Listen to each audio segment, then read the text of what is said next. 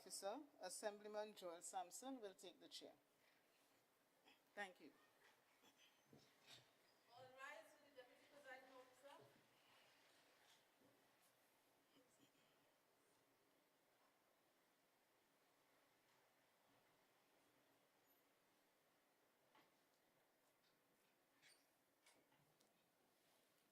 Honorable members, good afternoon.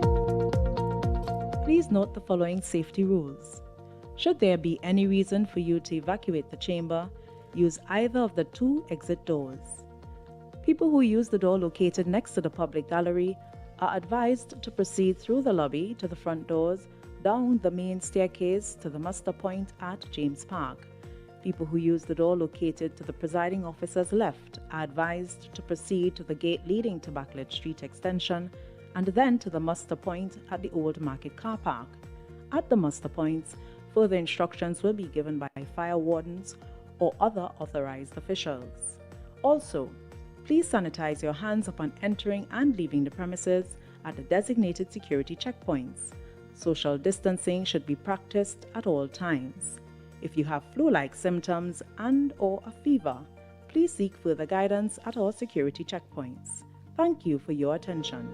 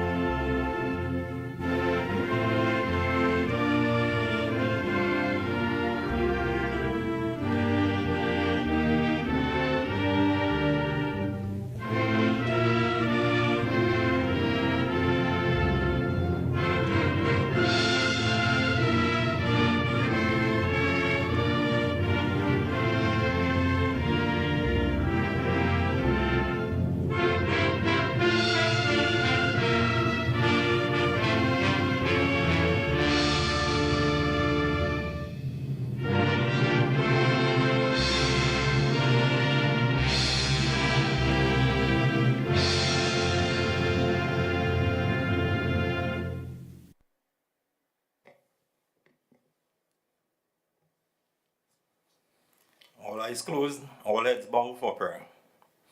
O Almighty God, as we have come together to begin our meeting of the Assembly, we humbly beseech you to grant to all our members the light and guidance of your Holy Spirit, that we may wisely take counsel together and come to such decisions as shall promote your glory and the well-being of all our citizens in this our land, so that peace and happiness, truth and justice may be enjoyed by all people.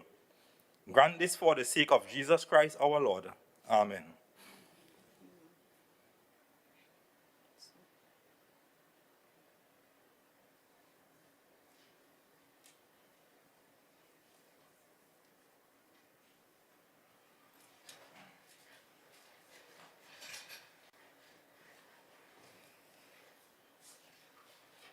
Oath of Allegiance of a new member. Announcements by the presiding officer.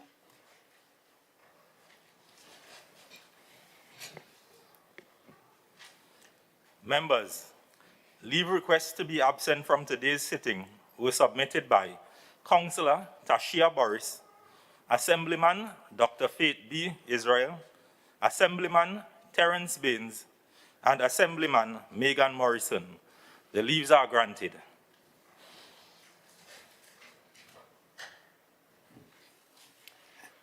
Assembly bills sent back from Cabinet.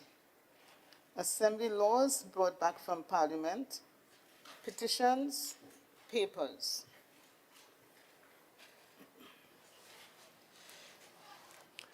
Secretary of Finance, Trade, and the Economy.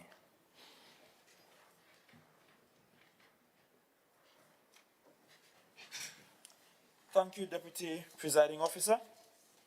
Deputy Presiding Officer, members of this House, I wish to lay in the House the following papers.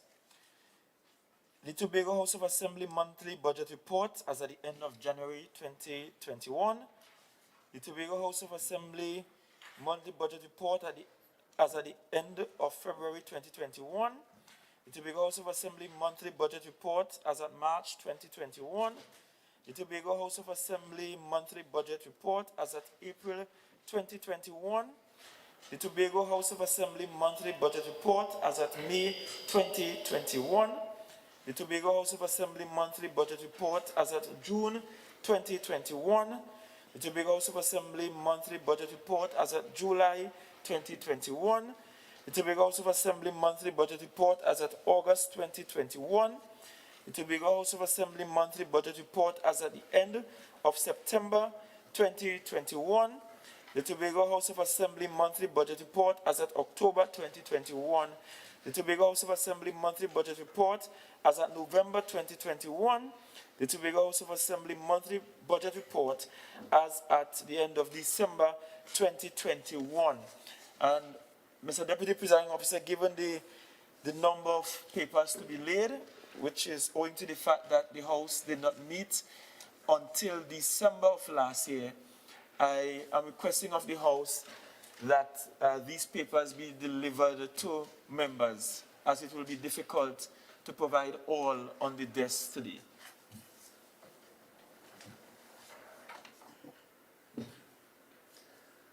Presentation of reports. Questions to secretaries. Questions for oral answer.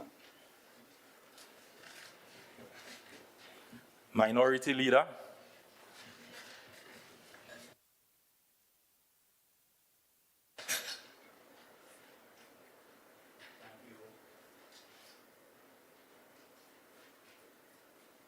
Thank you, Mr. Deputy Presiding Officer. Question to the Honorable Chief Secretary. As it relates to the ex gratia payment promised by December 25th, 2021 to every Tobago House of Assembly worker during the campaign leading to the December 6, 2021 elections, will the Chief Secretary please indicate the following? A. What is the status of the ex gratia payments promised to all THA workers? How much money will be paid to each THA worker to whom such a payment applies? And what is the total estimated cost of these payments across divisions of the Tobago House of Assembly? Thank you. Chief Secretary. Thank you, Deputy Presiding Officer. A very brief question indeed. Mr. Deputy Presiding Officer, with regards to the ex gratia payment that was promised to every Tobago House of Assembly worker during the election campaign and was promised to be delivered by December 25th, 2021, I have publicly announced previously that such payments are delayed, and I can inform the House at this time that these ex gratia payments will be made available at the end of this fiscal year. The fiscal year ends in September. Additionally, it is too early to determine how much will be paid per THA worker, as I previously publicly announced that the ex gratia payment will be as funds are available. And thirdly, the total cost will only be determined by the number of workers across the divisions of the Tobago House of Assembly at the time of payment. Therefore, it's too early to be able to give an accurate estimate of the total number of costs. Ballpark figure, however, will be somewhere in the region of $20 million.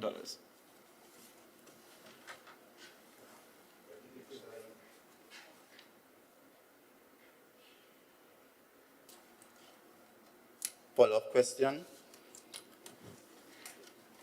Given that the PDP during the campaign gave a definitive quantum of payment to each THA worker. Is the Chief Secretary prepared to renege on that promise? The Chief Secretary and the Secretary for Finance, Trade and Economy is prepared to be unlike his predecessor and be fiscally responsible. Therefore, as indicated publicly before, the ex gratia payment will be made. Those payments will be in accordance with funds that are actually available, and whatever is available, we will share it equally among all Tobago House of Assembly workers. After all, as Tobagonians, we know how to share equally and fairly.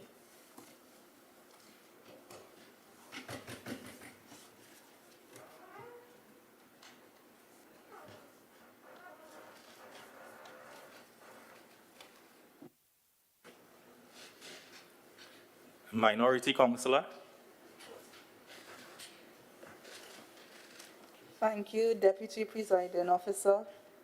Question to the Secretary of Tourism, Culture, Antiquities and Transportation.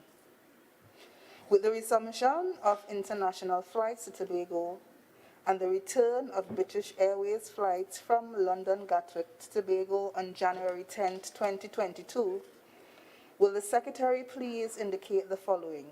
A. When did negotiations begin and bookings reopen for the resumption of British Airways flight from London Gatwick to Tobago? B. Identify all other international flights that are expected to arrive in Tobago in 2022, the date of arrival, name of the airline, country of departure, and date of commencement of negotiations of all international flights listed.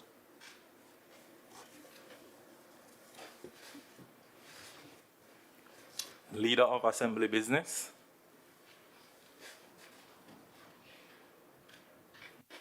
Thank you, Deputy Presiding Officer. I would defer to Chief Secretary and Secretary of Finance, who would explain. The Secretary of Tourism. Yes. Question has to be deferred as to owing to the absence of Secretary of Tourism, Culture, Antiquities and Transportation.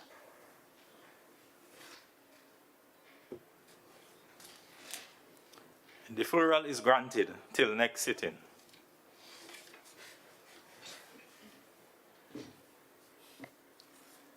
Request for leave to move the adjournment of the Assembly on definite matters of urgent public importance. Statements by secretaries or assistant secretaries, personal explanations, introduction of bills, motions relating to the business or sittings of the Assembly and moved by a secretary or assistant secretary, public business, private business. Motion.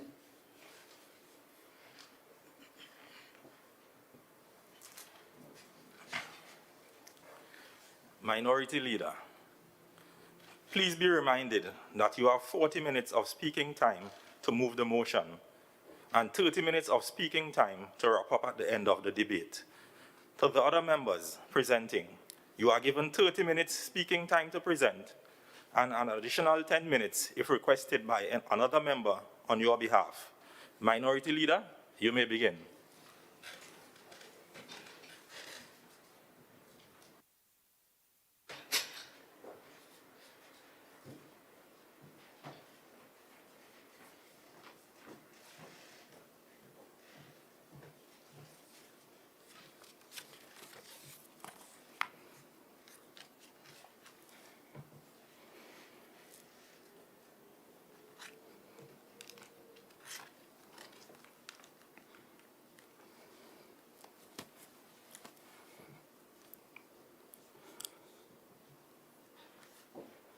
Mr. Deputy Speaker, Mr. Deputy Presiding Officer, I wish to thank you for the opportunity to present my maiden contribution as Minority Leader on this motion that bears my name.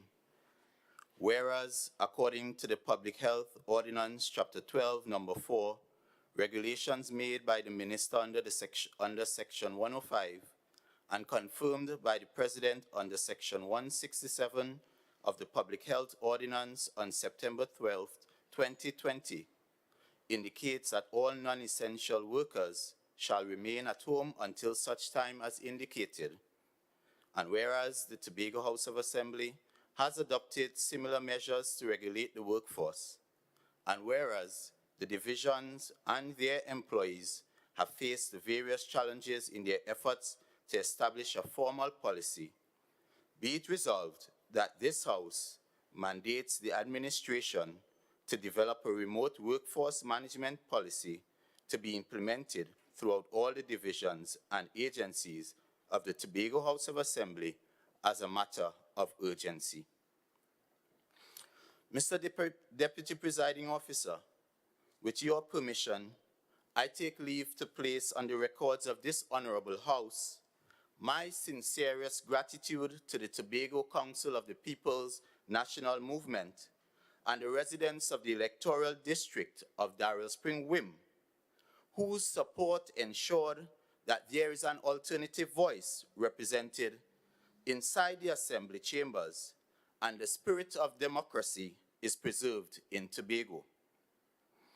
As Minority Leader and a proud member of the oldest political organization in Trinidad and Tobago, the People's National Movement, I give the assurance to you, Mr. Deputy Presiding Officer, and the people of Tobago, that this Minority Council, of which I lead, will always act in Tobago's best interests at all times.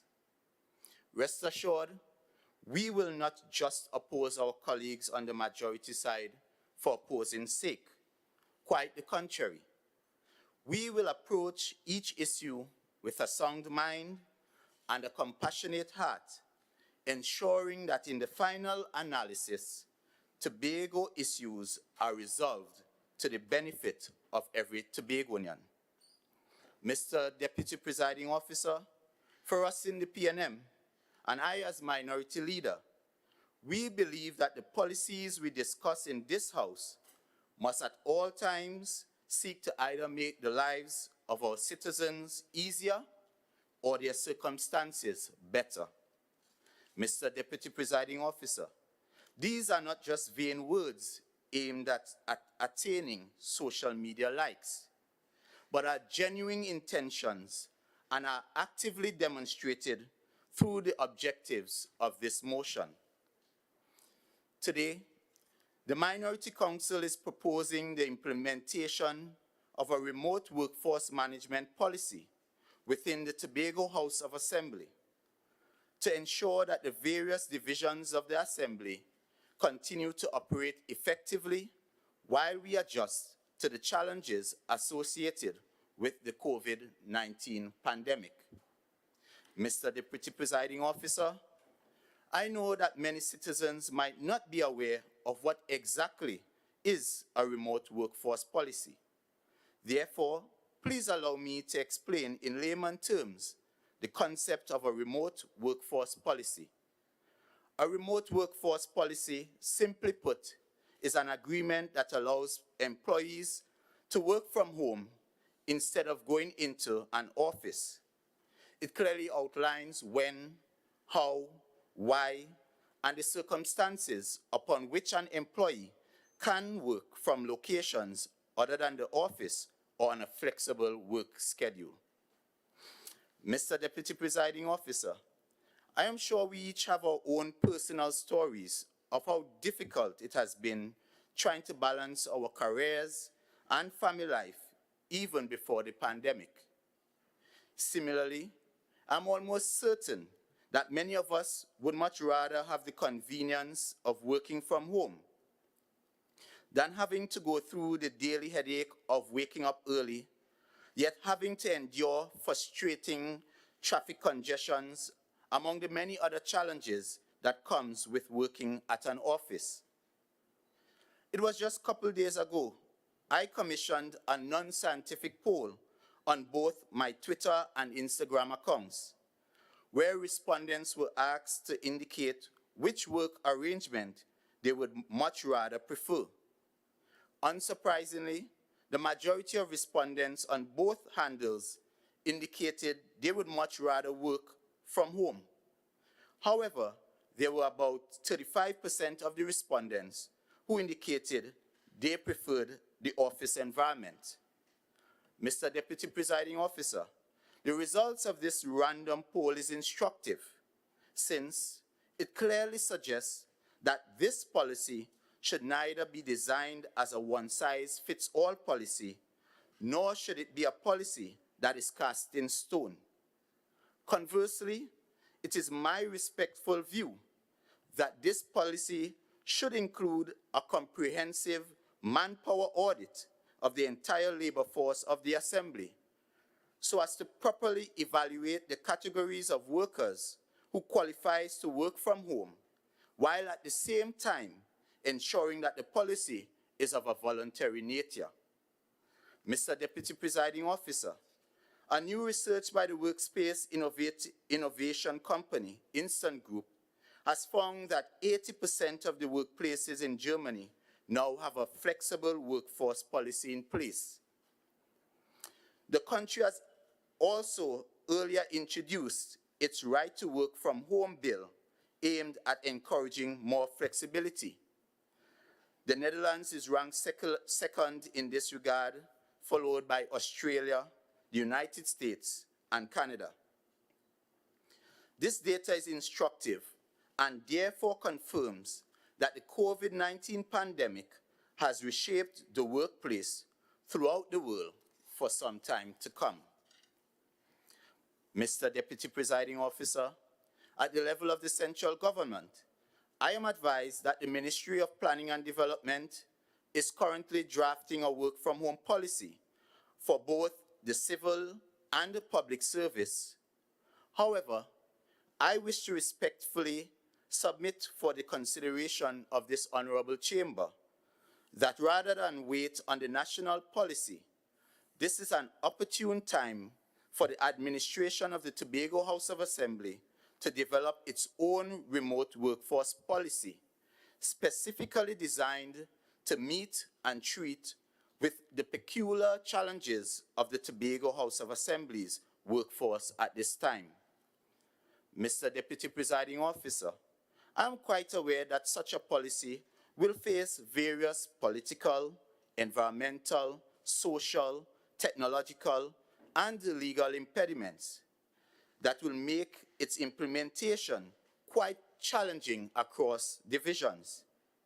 However, the more the challenging times we face, the greater is the need for courageous, insightful, diligent, and decisive leadership, which should inspire hope and provide direction during unpredictable and unprecedented times like these.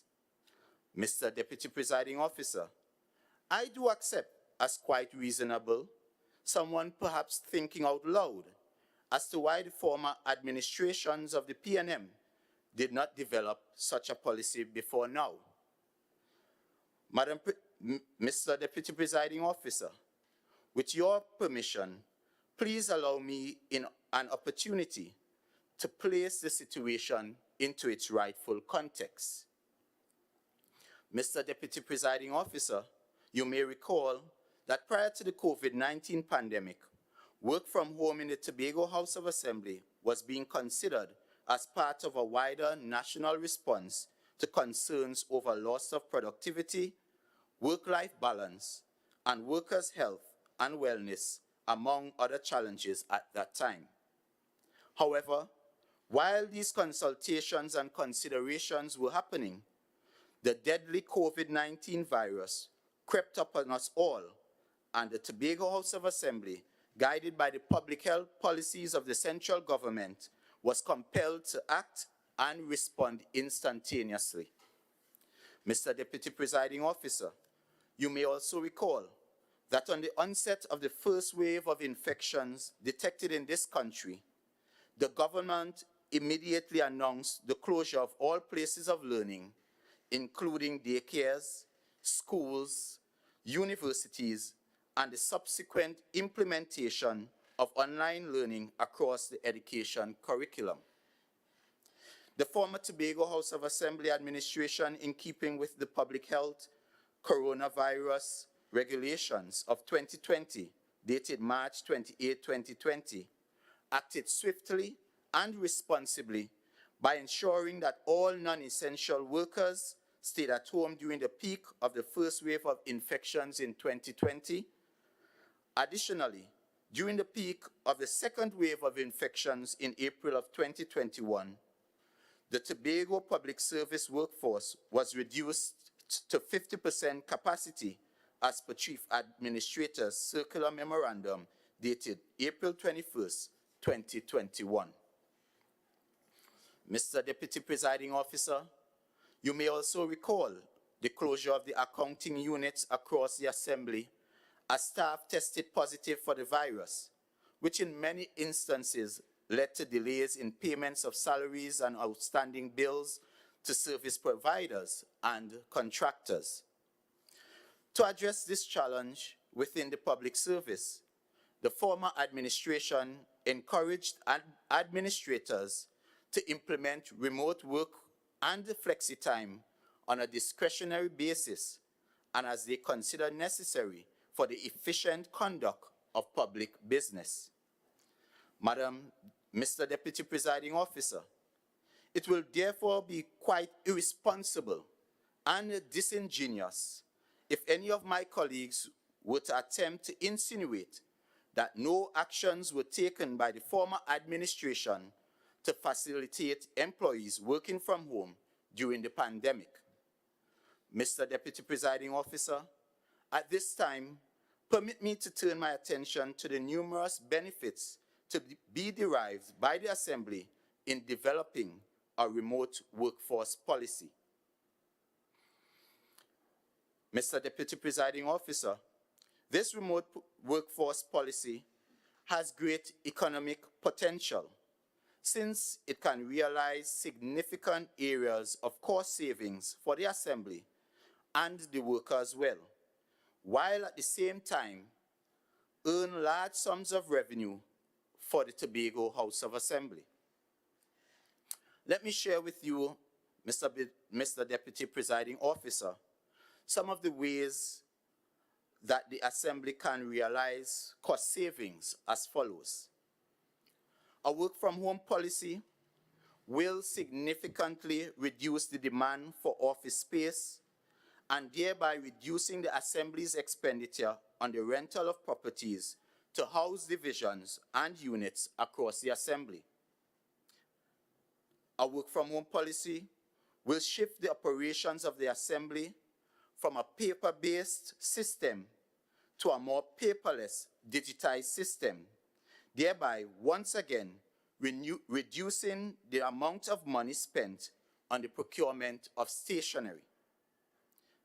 Thirdly, a work-from-home policy will also reduce the need to outfit spaces with FF&E, such as office desk, executive chairs, and other office supplies, thereby again reducing the Assembly's annual expenditure on minor equipment purchases.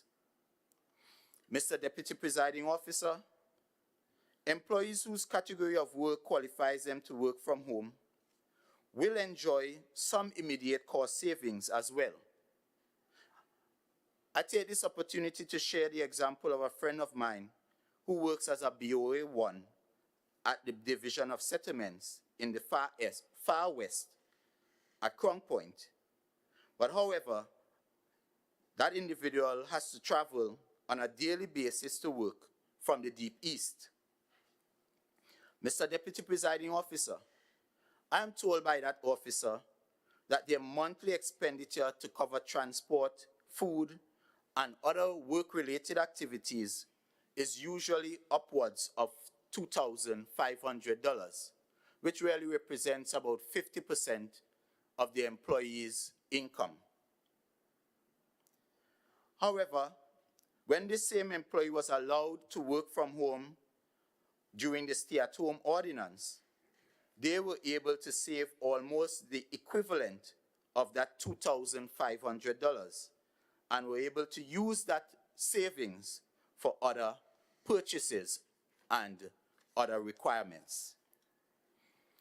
Mr. Deputy Presiding Officer, there are numerous examples I can share in how such a policy can significantly reduce the income of the Assembly. But to do so, it might just have to include an invoice to my good friend and the Honorable Chief Secretary from Speyside, Lands for Me, Palo TV. Mr. Deputy Presiding Officer, on a more serious note, this policy can really generate significant revenue for the Assembly. And permit me to share some of the ways in which such revenue can be realized. The investment in digitization and technology will play a critical role in the successful implementation of a work from home policy.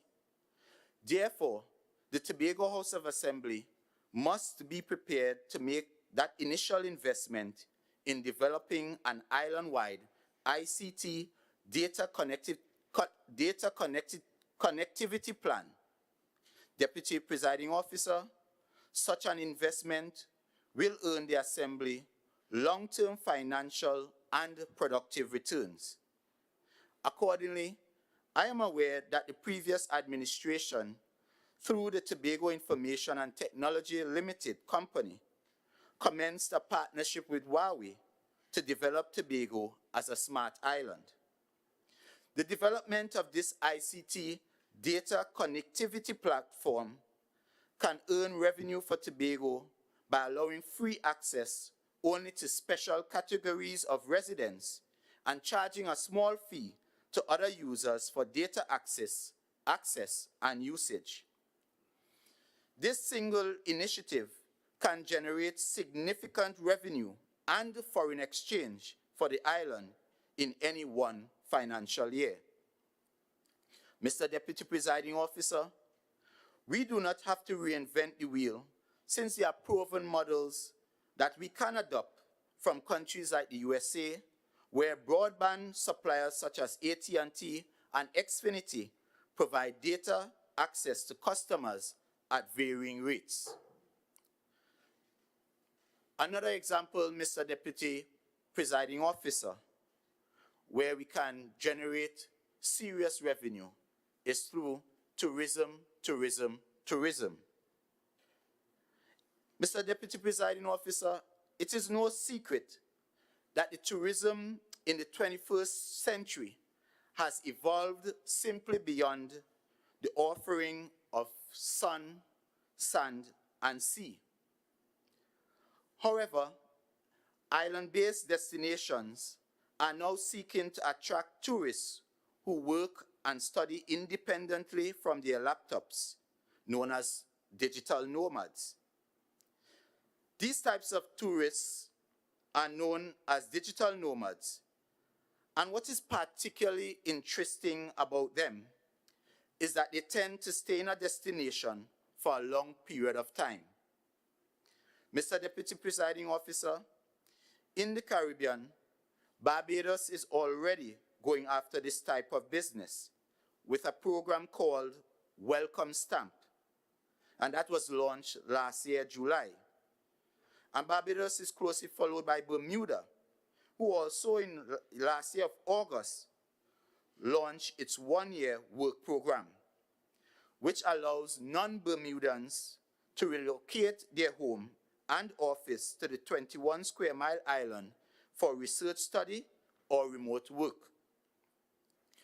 Mr. Deputy Presiding Officer, it is my belief that the development of a reliable ICT data connectivity infrastructure, coupled with the launch of a remote work visa program, will propel and position Tobago as a very attractive tourism destination for digital nomad type tourists, and so help to boost our international tourism arrivals and earn much needed foreign exchange revenue for the island of Tobago and our tourism stakeholders.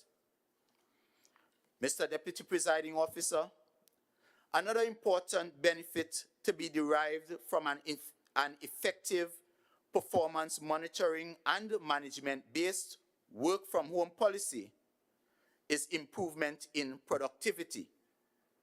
Mr. Deputy Presiding Officer, information obtained from the Ministry of Planning via the Central Statistical Office has reported that during the second quarter of 2020, productivity increased by 2.2% over the first quarter, while the third quarter of 2020, productivity increased by 0.5% over the second quarter. Mr. Deputy Presiding Officer, if we can achieve such increase in productivity without having a formal workforce policy, just imagine what can be achieved in addressing our productivity challenges here in Tobago if such a policy was to be implemented with the requisite performance management, ICT, and HR support systems. Mr. Deputy Presiding Officer, another benefit of this work from home policy is that it would force the Tobago House of Assembly to develop an effective performance management and appraisal system. Currently, employees' productivity is simply measured by one's presence at work. When we all know there are employees who show up early to work every day and do very little. And on the other hand, there are employees who may arrive to work very late, but they do quite a lot. Mr. Deputy Presiding Officer, it is therefore my respectful view that such an approach of appraising employees is quite archaic, and therefore a formal work from home policy will indeed accelerate the Assembly's investment in modern performance measurement software and tools that align tasks to measurable objectives and outcomes. This will in the first instance ensure accountability, responsibility, and also increase productivity across the Assembly. Mr. Deputy Presiding Officer, more than any other benefit such a policy will bring, this policy will boost the health and wellness of not just the employees, but the family as a whole. Such a policy will afford families an opportunity to better balance work life and family life, as those employees who qualify to work from home will have the opportunity to spend more quality time together with their family. One of my pet peeves with the current structure of the Assembly is that too many persons are straddled into the office settings, when the truth of the matter is there are many positions in the Assembly where employees can easily work from home. I'm sure even our administrators will love to know that there is a digital system that would allow e-approvals and e-filing of data, and which would allow them even to operate from the comfort of their homes and in the presence of family, as opposed to having to go to work very early at sunrise and oftentimes leave work very late after the sun sets. I am sure even for the single mothers, single parents, without a guardian to oversee the online work of their sons or daughters, that these individuals too will happily embrace the luxury of working from home and having that comfort that their child is properly cared for in their home spaces. Madam Presiding Officer, allowing persons to work from home will bring a level of peace of mind for your employees. And this in turn will allow them to function more effectively and efficiently as well. Because oftentimes employees would tell you that being in the office setting sometimes causes unnecessary distractions. They are distracted in many ways, having to attend to other duties, when if they are in the comfort of their homes, they may just be allowed to perform their functions more dutifully and diligently. Mr. Deputy Presiding Officer, our work from home policy also has the potential to create employment as well. Since once the THA adopts this digitized platform and embraces the importance of having a standalone ICT, perhaps division or unit, this in itself will create employment opportunities for sons and daughters who would have trained in areas of digitization, information technology, and other related services. Additionally, the very cost-saving benefits that will be accrued from the reduction in rental property, purchase of stationery, minor equipment, even food. Because when you have meetings and you have all these employees in the workplace, once they, in some situations, if the meeting goes over to lunchtime, employees have to be fed. So all these cost savings will allow the THA to find other areas where we can perhaps explore productive and progressive situations to employ more of our Tobagonian sons and daughters. Mr. Deputy Presiding Officer, as mentioned earlier, there are many hurdles that the Assembly will have to overcome in developing such a policy.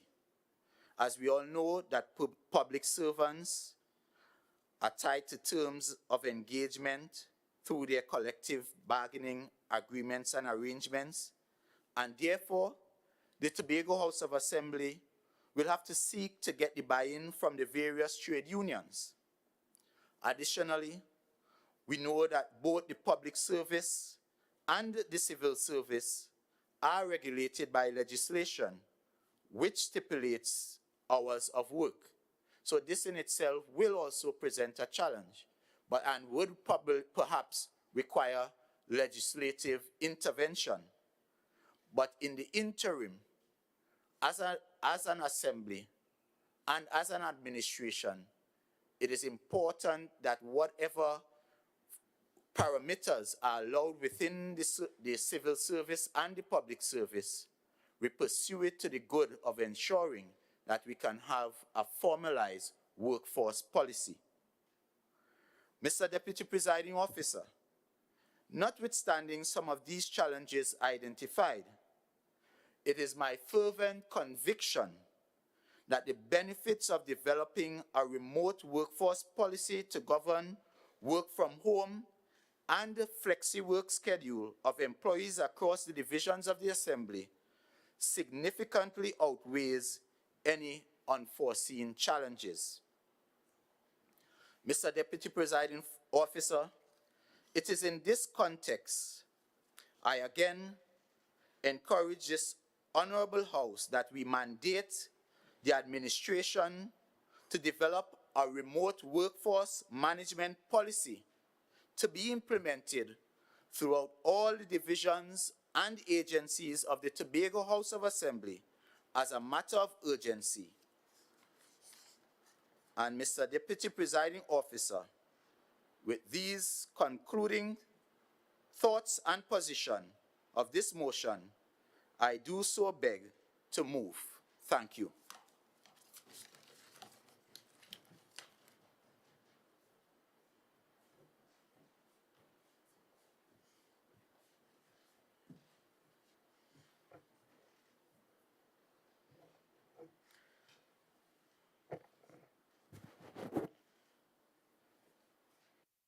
Honorable members, the question proposed is, whereas, according to the Public Health Ordinance, Chapter 12, Number 4, regulations made by the Minister under Section 105 and confirmed by the President under Section 167 of the Public Health Ordinance on September 12, 2020, indicates that all non-essential workers shall remain at home until such time as indicated. And whereas the Tobago House of Assembly has adopted similar measures to regulate the workforce, and whereas the divisions and their employees have faced various challenges in their efforts to establish a formal policy, be it resolved that this House mandates the administration to develop a remote workforce management policy to be implemented throughout all the divisions and agencies of the Tobago House of Assembly as a matter of urgency.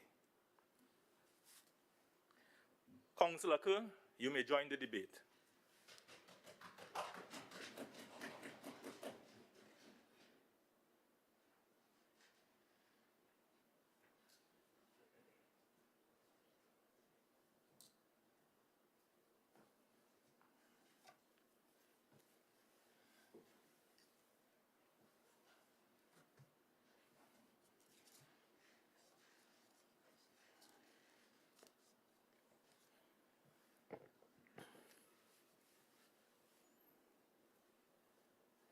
Good afternoon, colleagues. Mr. Deputy Presiding Officer, I would like to begin by thanking you, the Chief Secretary, my colleagues in the House, and the people of Tobago for giving me this opportunity to address you for my maiden contribution on such an important and relevant issue. In any discussion on most fundamental issues, history and context are of paramount importance. It is in that regard that I will attempt to bring some history and context to this matter at hand as we go through our discourse. Trinidad and Tobago recorded its first case of COVID-19 on Thursday, 12th of March, 2020. One of the first steps taken by the then administration was to close school for 1 week. And subsequently, that closure continued indefinitely. Children were at home, teachers were at home, no clear direction on what should happen. Teachers were interacting with students on a voluntary basis. Some teachers were sending work on WhatsApp for those students they could reach. Many teachers felt helpless. The pandemic was here, and we were caught literally with our pants down. No preparation, nothing in place. It was as though we were making it up as we go along. Mr. Deputy Presiding Officer, in September 2020, voluntary interaction with students became mandatory online interaction. Guidelines for online interaction were sent by the Ministry of Education, tutor claiming that they were not consulted. That battle between the ministry and tutor continues even today. No one knows exactly what to do in terms of how it has affected the terms and conditions of employment, not only of teachers, but of many other employees. But I can say that as it relates to teachers, what is being proposed, that there must be negotiations between the CPO and the recognized majority union in order for such a policy to exist. Our system is still mainly based on face-to-face interaction. In September 2021, Mr. Deputy Speaker, Deputy Presiding Officer, we shifted from full online to vaccinated 5th and 6th form students. With pushback from parent groups such as the MPTA and groups of concerned parents and other groups, all students were allowed to go to school. Presently, we have our lower school and standard 5 attending. And the focus is to have all students out from standard 4 to infants for the new term.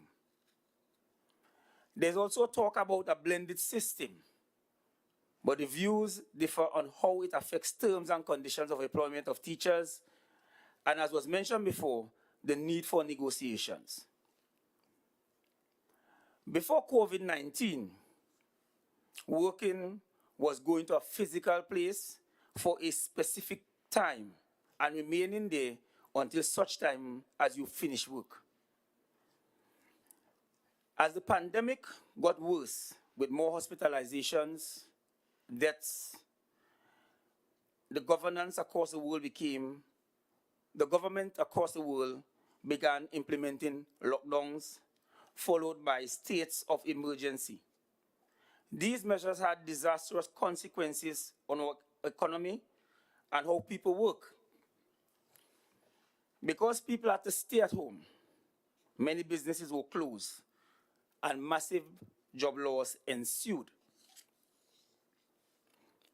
Because we couldn't go to work, in some instances, persons had to remain in the confines of their homes for weeks on end.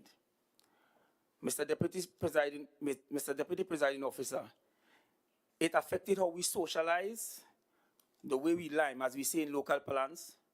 It affected physical activity and sport.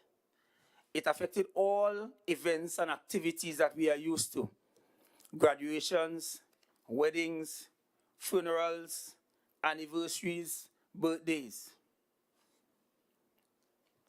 We just got up one day and a whole new existence we had to get used to. So we had to change how we do things. Essentially, we had to change how we live. Mr. Deputy Presiding Officer, on September 12, 2020, the Public Health Ordinance, Chapter 12, Number 4, regulations made by the Minister under Section 105 and confirmed by the President under Section 167 of the Public Health Ordinance, spoke to non-essential workers staying at home until such time as indicated. At that time, given the previous administration a little over 1 year to do what this motion is asking us to do now, but I understand why it is being brought now. This new THA executive has a knack for doing things in 2 months, which the previous administration could not do in 21 years. So I understand why the minority leader felt that this was the best time to bring the motion. Our mantra, let me fix this, and we surely will fix this. So that one may ask why the need for urgency now in this matter. We have recognized that the economy is opening up. Slowly we are trying to move towards a sense of normalcy. So why? As bad as COVID-19 has been for the world, with the sickness, the hospitalizations, the death, the loss of jobs, loss of business, the terrible strain on the healthcare and its related effects, the effects on the economy, it has prevented us with an opportunity. When the pandemic hit us, we were forced to change the way we do things, how we work, how we socialize, how we do everything, our way of life. This pandemic has forced us to accelerate the use of technology in every single area. Education, business, meetings, workshops, seminars, and even the way we socialize. Sports, culture. Technology has been incorporated in every facet of our lives forever. There is no going back. The world has changed forever. Mr. Deputy Presiding Officer, this administration has from the inception given its commitment to the digitization of Tobago. to moving Tobago to a paperless society. Within 2 months of assuming office, this administration is set to launch the Smart App within the Division of Infrastructure, Quarries and Urban Development, with many more initiatives such as this across divisions.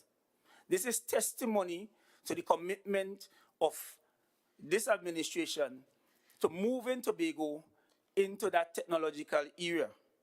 And as we say, the proof of the pudding is in the eating. This is also evident in the realignment of our divisions.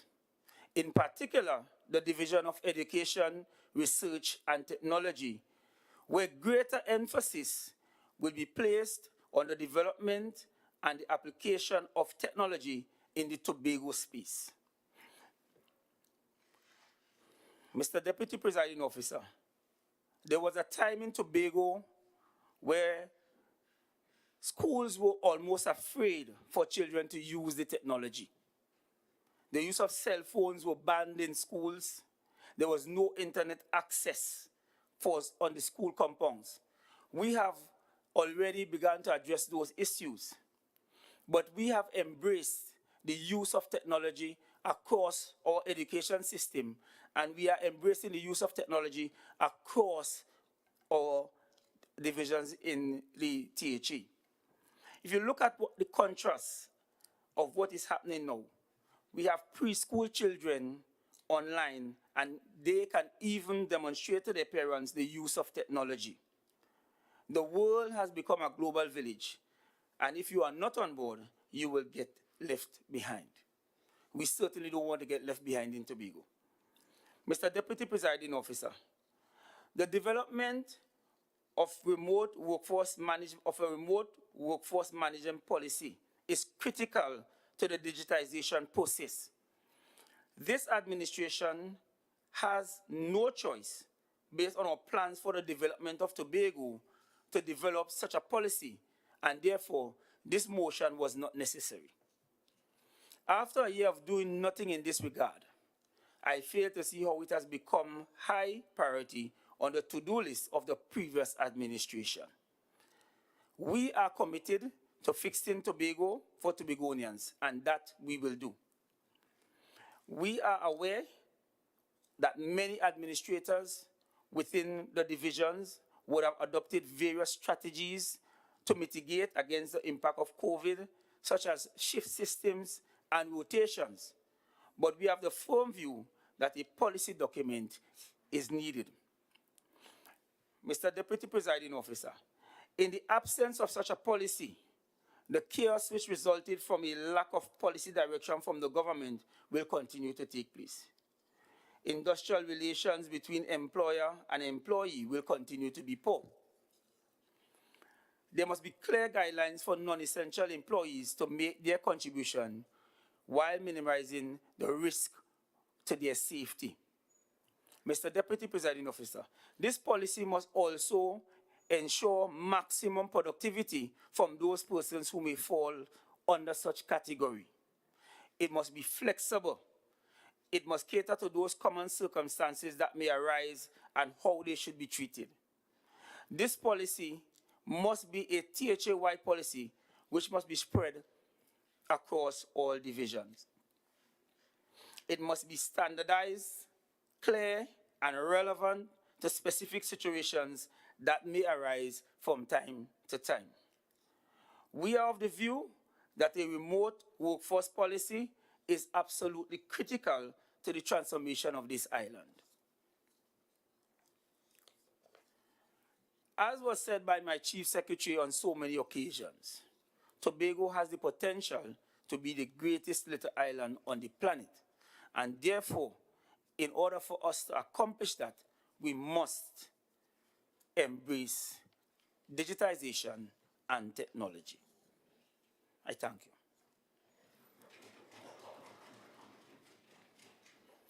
Mr. Deputy Presiding Officer, in accordance with Standing Order 41, I beg to move that the motion be amended by inserting these words: and whereas The immediate past Executive Council of the Tobago House of Assembly neglected its responsibility to design and implement a formal remote workforce management policy.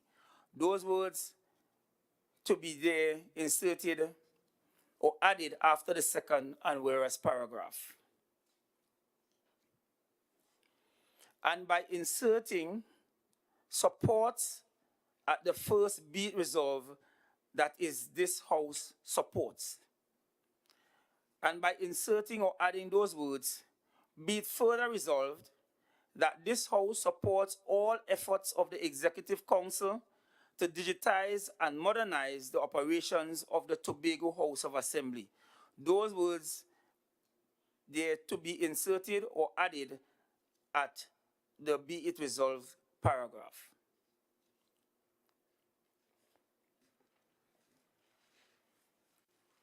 Is there a seconder for this motion?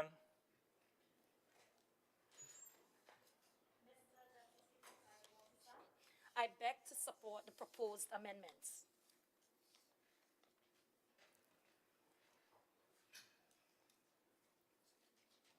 Honorable members, the question is that the motion be amended by inserting those words, and whereas the immediate past Executive Council of the Tobago House of Assembly neglected its responsibility to design and implement a formal remote workforce management policy.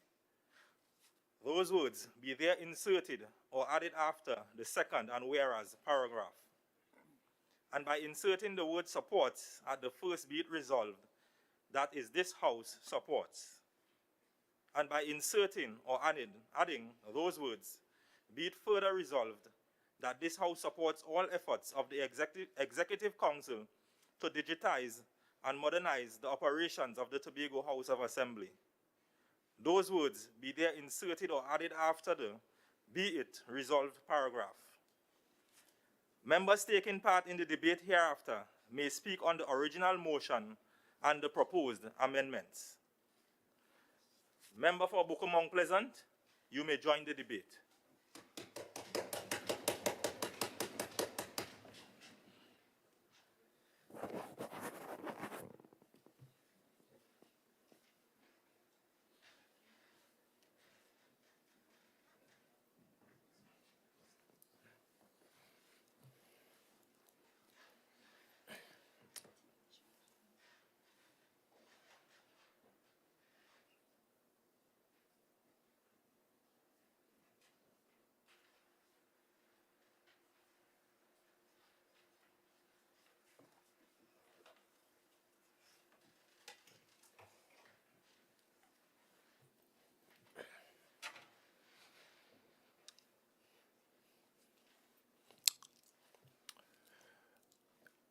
Mr. Deputy Presiding Officer,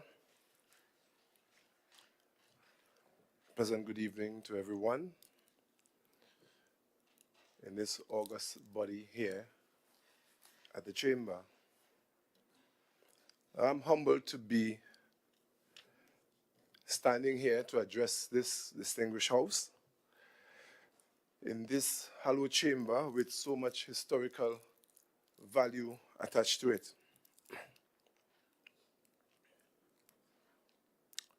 It's no secret that this debate is a very important one, and the views expressed here will go a long way in shaping the future of the island.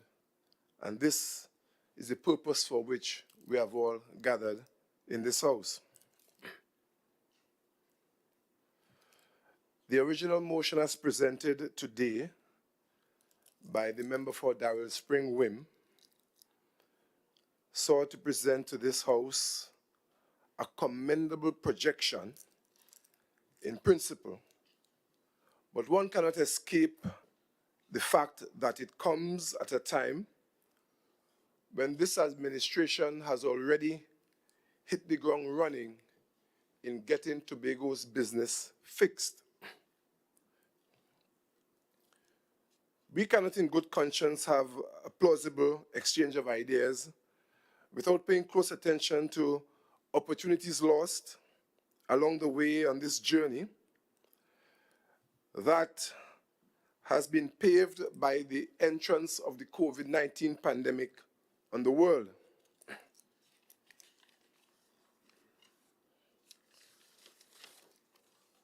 I am blessed, and we are blessed to work along with the distinguished Dr. Faith B. Israel, who at present is our esteemed Secretary for Health, Wellness, and Social Protection, and being a member of the team that leads in the healthcare arena for Tobago, I have been able to witness firsthand the results of blatant neglect in this area or in this division, in this Tobago House of Assembly.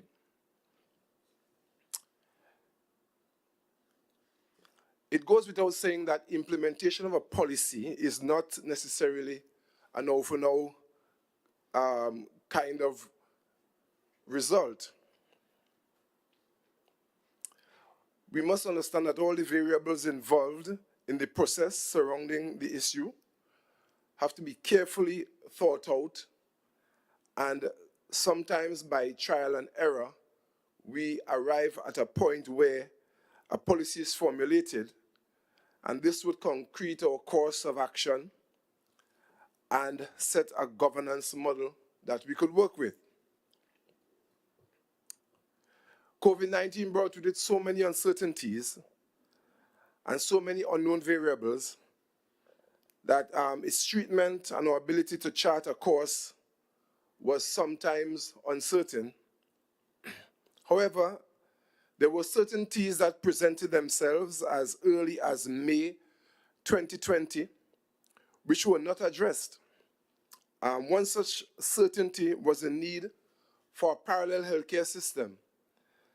And due to the highly infectious nature of this disease, parallel healthcare systems were the order of the day in developed and developing societies.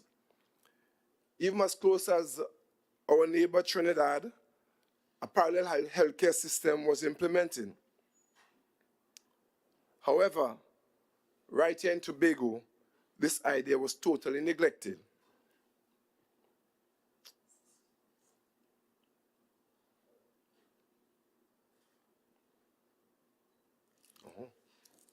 That's what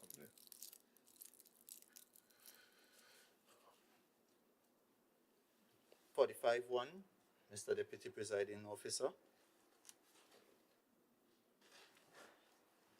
Irrelevance.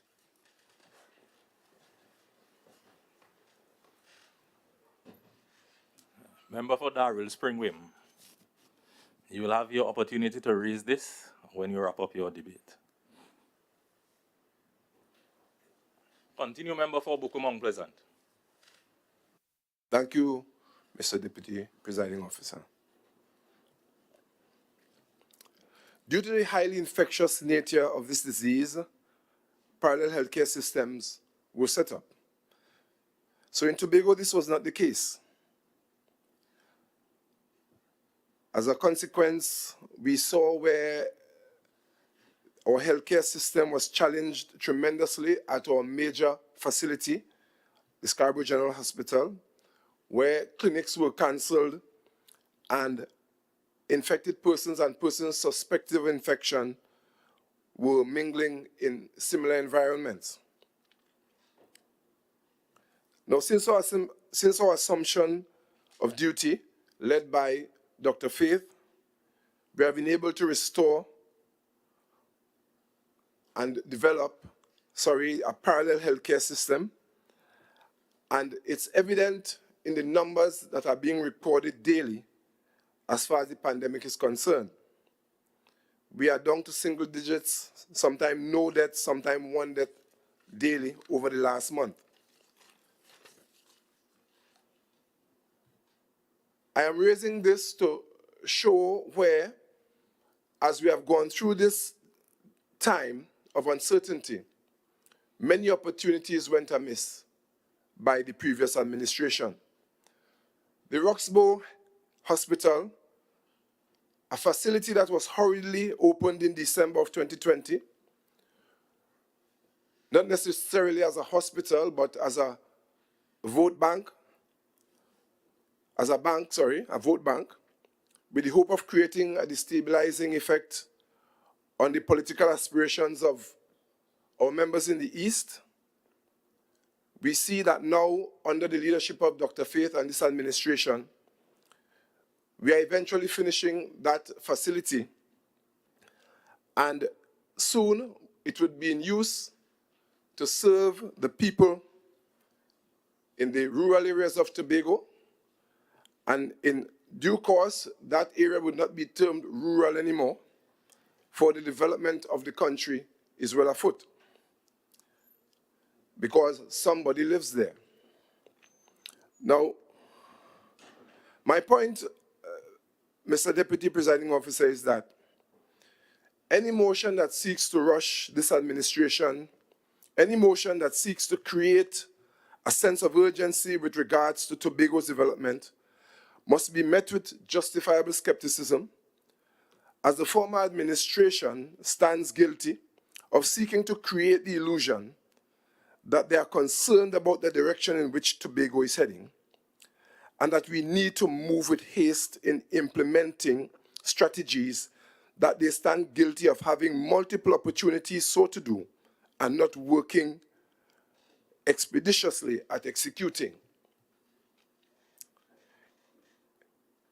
It's all well and good for the Honorable Representative for Darrell Spring Wim, and you would like us to embrace this motion as presented. However, the variables that need to be considered transcend the simplicity of this motion.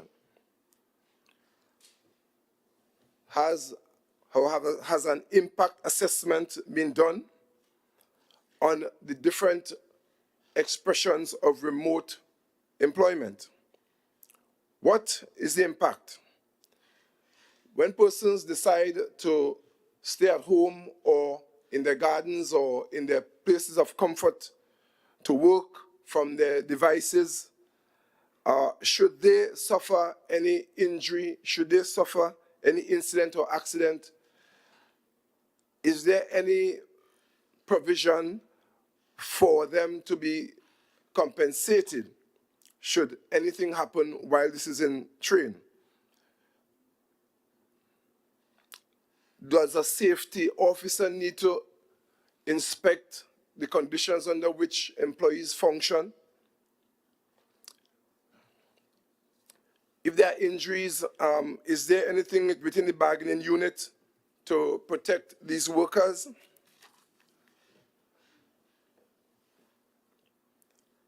Although the pandemic has left us literally no option in some cases but to work remotely in some scenarios, and yes, we do have the technology and technological support to justify this approach, it would be wise for this administration to work cautiously while building out a policy to govern this option in the productivity scheme. It has been proven by research in some of the first world countries, persons who work from home have been suffering some ailments, such as musculoskeletal pains, eye strain, mental health. Some people need to be monitored to work effectively. And these challenges have been brought about because without a structured approach to time management, workers have been found to do extreme things just to get and to meet deadlines. Recently, one of the richest men in the world predicted that another pandemic is on the way. His predictions are inconsequential, actually, in this conversation. The fact remains that productivity is important, results are important, and regardless of what the scenario is on the world stage, people must work for momentum to be maintained. However, the pace of implementation will be determined based on real considerations of all the variables and not on any ulterior motive driven by voices that missed out on their opportunity to implement these said ideas. They had the opportunity so to do and neglected to do it. So, Mr. Deputy Presiding Officer, we recommend strongly that the amended version of this motion be considered.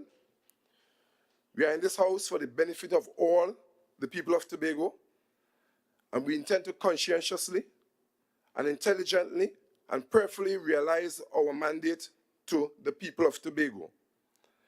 I thank you for your gracious indulgence. Here is my contribution. Thank you.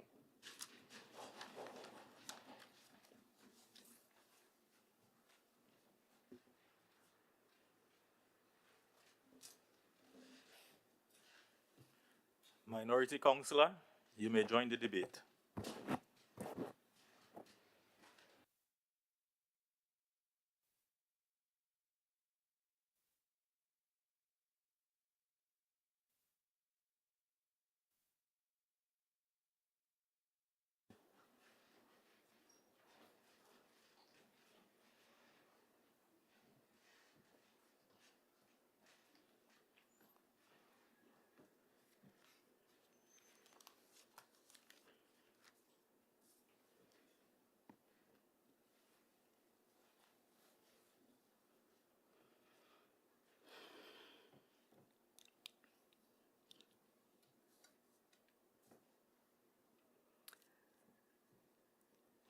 Thank you, Mr. Deputy Presiding Officer, for the opportunity to join in the debate piloted by the Minority Leader in support of the development of a remote workforce management policy to be implemented throughout all divisions and agencies of the Tobago House of Assembly as a matter of urgency.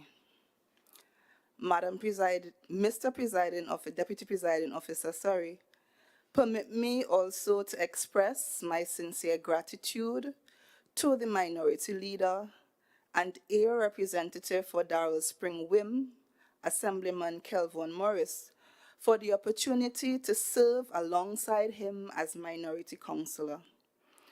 I also wish to express my deep appreciation to the People's National Movement for the confidence reposed in me to serve in this capacity, as well as all the persons who have called, messaged, sent prayers, advised, and supported me in this journey thus far. My sincere appreciation. Mr. Deputy Presiding Officer, I stand in support of the original motion as we are in unprecedented times, and unprecedented times require unprecedented and out-of-the-box solutions. Deputy Presiding Officer, in my contribution to this debate, I will focus on the following: the benefits and opportunities of a remote workforce management policy, the areas that should be considered in the implementation of this policy, steps taken by the central government and the Tobago House of Assembly to advance this initiative, after which I will conclude. But Madam Presiding Officer, before going into the meat of my presentation, I would like to address some of the concerns raised by speakers prior. And the Deputy Presiding Officer, the member for Buku Mount Pleasant, indicated that such a policy as we are proposing today is not a now-for-now kind of solution that is required to execute this policy. And as such, Madam Deputy Presiding Officer, it is in this vein that I wish to refute the statement and the amended section of the motion which indicates that the previous administration neglected its responsibility to advance such a policy. Mr. Deputy Presiding Officer, the previous administration would have implemented and would have encouraged and made arrangements for flexible working arrangements to all workers to facilitate work from home for employees of the Assembly.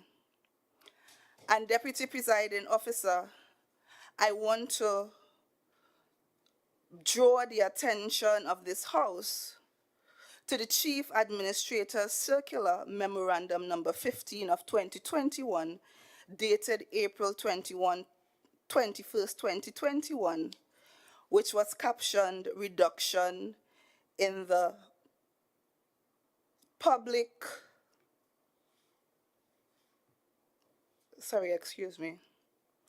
Reduction in the Public Service by 50%. And Madam Presiding Officer, this circular,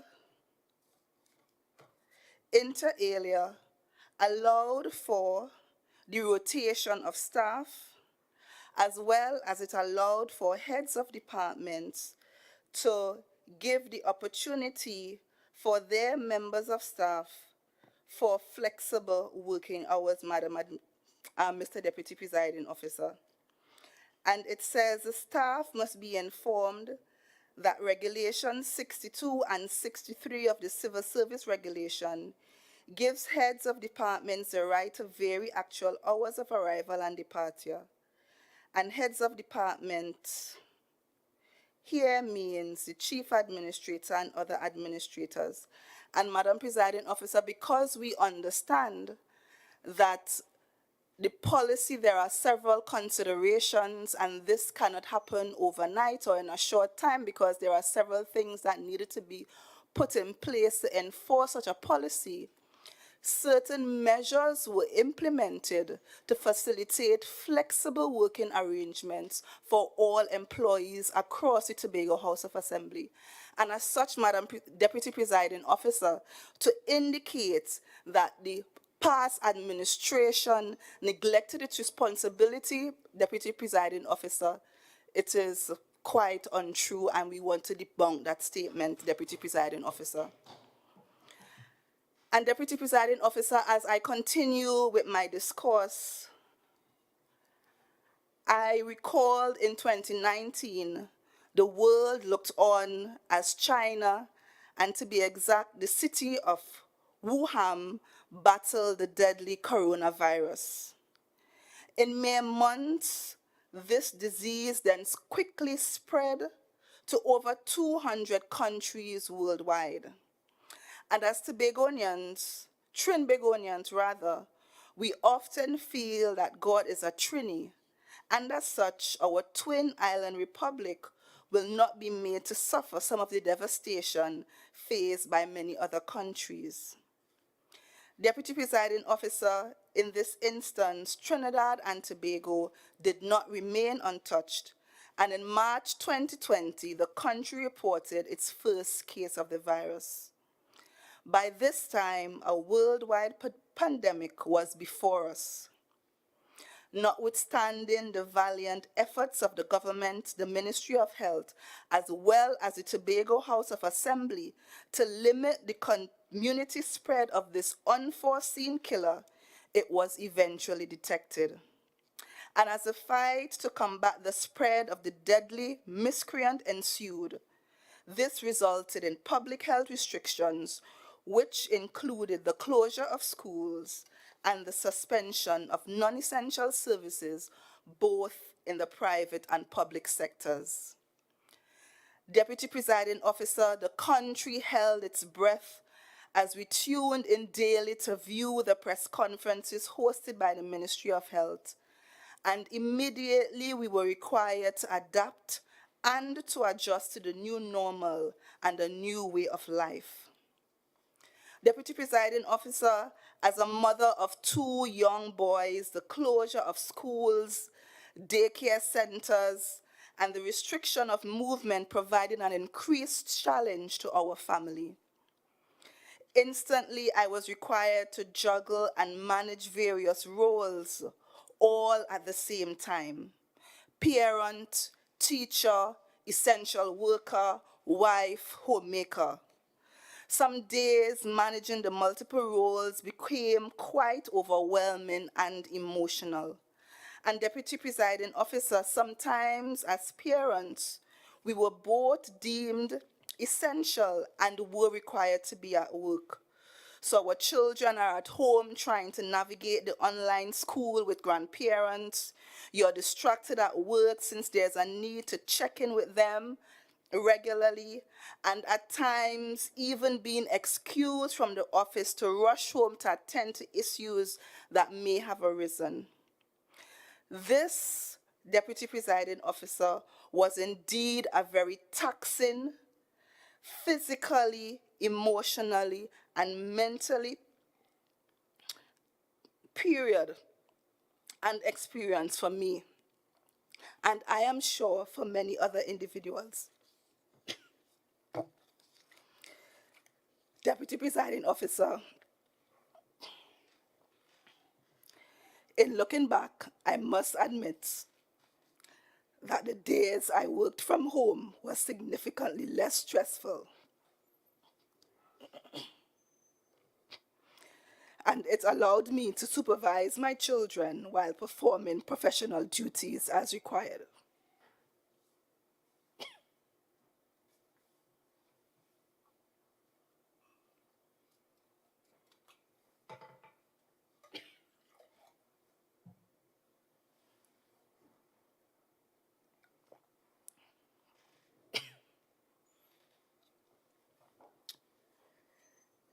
Excuse me. And Deputy Presiding Officer, I would even hasten to say, it is my view that the office called on me a lot more on the days that I worked from home when compared to me being physically present in the workplace. And therefore, Mr. Deputy Presiding Officer, I have seen firsthand the benefits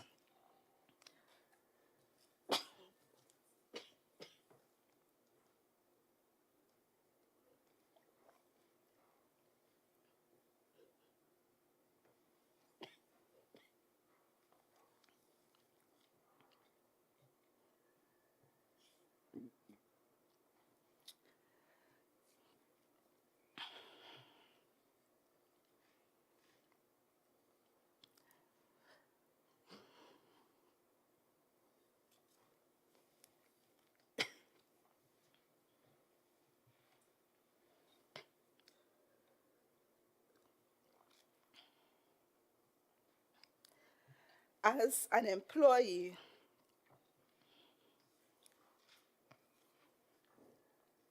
working from home derived. Deputy Presiding Officer, there were lower stress levels, improved mental health, and work-life balance, as well as greater job satisfaction. Deputy Presiding Officer, as an employer, the implementation of the remote workforce management policy provides the Assembly with a larger talent pool of experts that can be engaged. There may be instances where specialists and experts required are not available in Trinidad and Tobago, and this policy gives the Tobago House of Assembly the opportunity and ability to engage and employ persons from all over the world and choose the very best without having to physically relocate them, since remote work can be done virtually anywhere.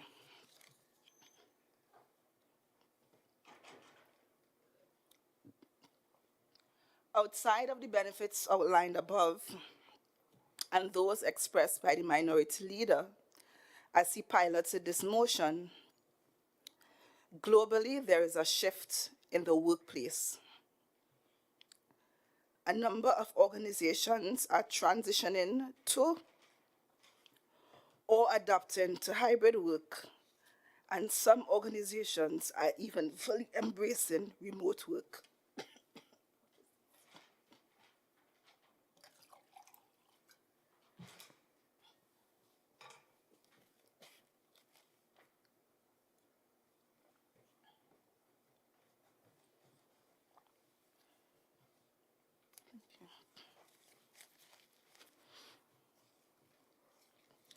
In 2021, McKinsey, a world-renowned management and strategy consulting firm, survey of 100 executives across industries and countries reported that 9 out of 10 countries are switching to a hybrid work model. The survey also confirmed that productivity and customer satisfaction increased during the pandemic. And Deputy Presiding Officer, as entities inclusive of the Tobago House of Assembly transition to remote and flexible working, there are opportunities for significant positive shifts in organizational culture, changes to rules, regulations, and in some instances, changes to laws. Mr. Deputy Presiding Officer, there are a number of areas which should be considered in the implementation of this remote workforce management policy, which the Minority Leader identified in his presentation. Notwithstanding, I would also highlight a few that may impact the implementation of this policy. Deputy Presiding Officer, this list is by no means an exhaustive one. And Deputy Presiding Officer, existing rules that we have mentioned before, regulations and laws may require review to determine which applies and which can be followed.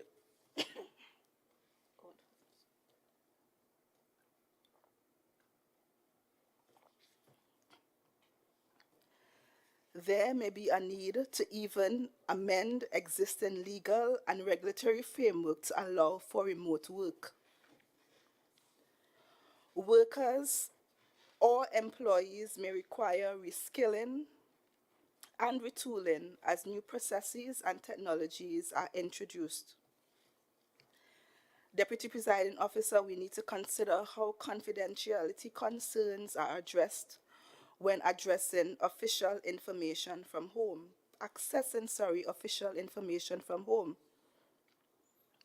What are the equipment requirements for digitization to facilitate accessibility and business continuity, even in the event of connectivity failures?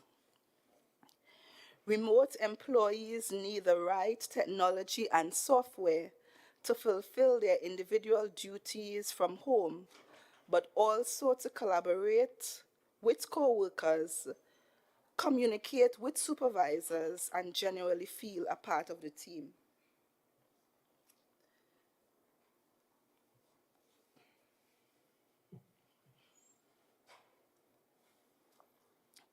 Deputy Presiding Officer, is there a financial responsibility on the part of the Assembly for setting up home offices, consumable and telecommunications needed to allow for work from home? What are the ICT and IT infrastructure requirements, as well as what are the OSH, occupational health and safety requirements when working from home? Additionally, what are the views of stakeholders, inclusive of the trade unions? And Deputy Presiding Officer, as I would have indicated before, these are all considerations that must be addressed as we implement the remote workforce management policy. Deputy Presiding Officer, I will now turn to steps taken by the central government and the Tobago House of Assembly to advance this work from home initiative. Earlier in his presentation, the Minority Leader indicated that the government is in the process of rolling out a work from home policy. And Deputy Presiding Officer, there are some inputs that I humbly believe can be of benefit and can assist the Assembly in the implementation of the formal workforce remote management policy proposed. Deputy Presiding Officer, a subcommittee of the Board of Permanent Secretaries and Heads of Departments in the Civil Service was established to develop the Work from Home initiative. This team conducted research and prepared a brief on work from home best practices. Additionally, a survey was conducted from a sample of public officers to obtain their experiences with working from home and to solicit their opinion on a work from home policy in the public service. Deputy Presiding Officer, 10 ministries, departments, and agencies, inclusive of the Tobago House of Assembly, participated in this survey developed under the guidance of the Central Statistical Office. Deputy Presiding Officer, from the 10 MDAs involved in the survey, 1,068 responses were received.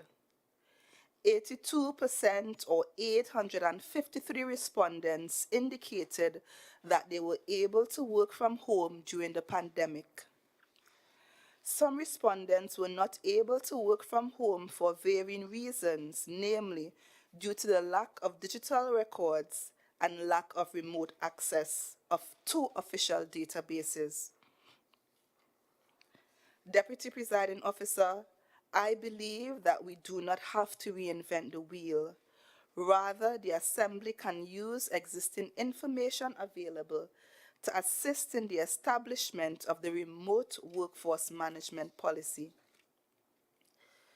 Deputy Presiding Officer, there is a great opportunity for digital transformation as we implement this policy in the public sector. And in the Tobago context, some strides had been made to digitize and automate the financial management in the Tobago House of Assembly. Under the former administration, Deputy Presiding Officer, the Assembly was included in a pilot project to support public financial management modernization and the implementation of an integrated financial management system.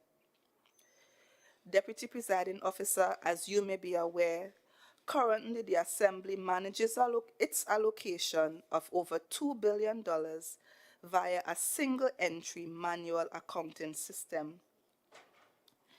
The implementation of an integrated financial management information system will provide an automated, integrated solution to managing the finances of the Assembly.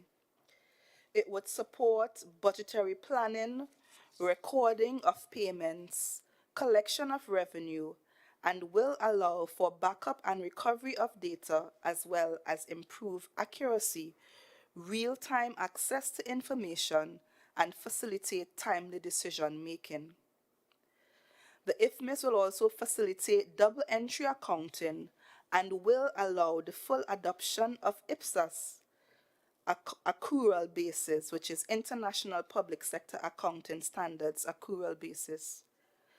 Deputy Presiding Officer, permit me to advise this Honorable House that advances has been made and the software was purchased.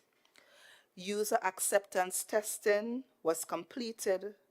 Several training sessions were held with users which cover various modules of the IFMIS, such as budget planning and appropriation, purchasing and expenditure management, procurement, general ledger, revenue, and treasury management.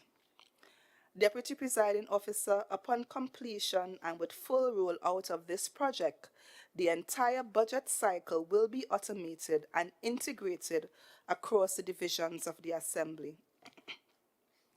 This project will allow the relevant personnel to access information remotely and will therefore assist the Assembly in its efforts to implement this remote workforce management policy.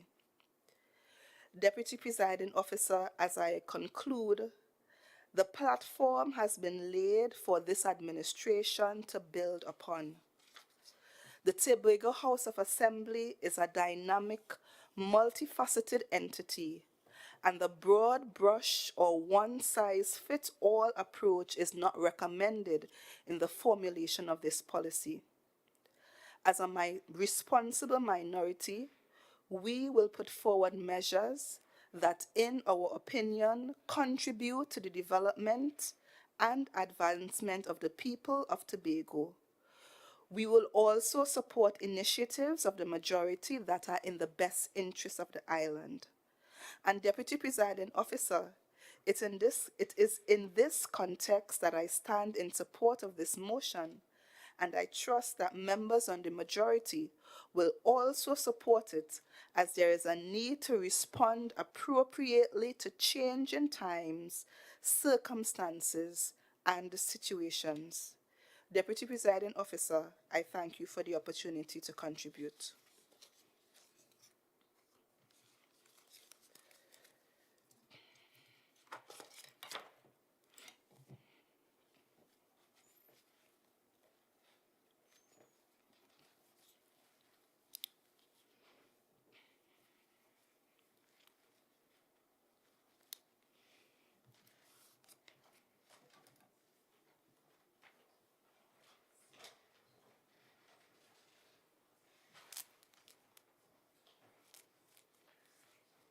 Leader of Assembly Business, you may join the debate.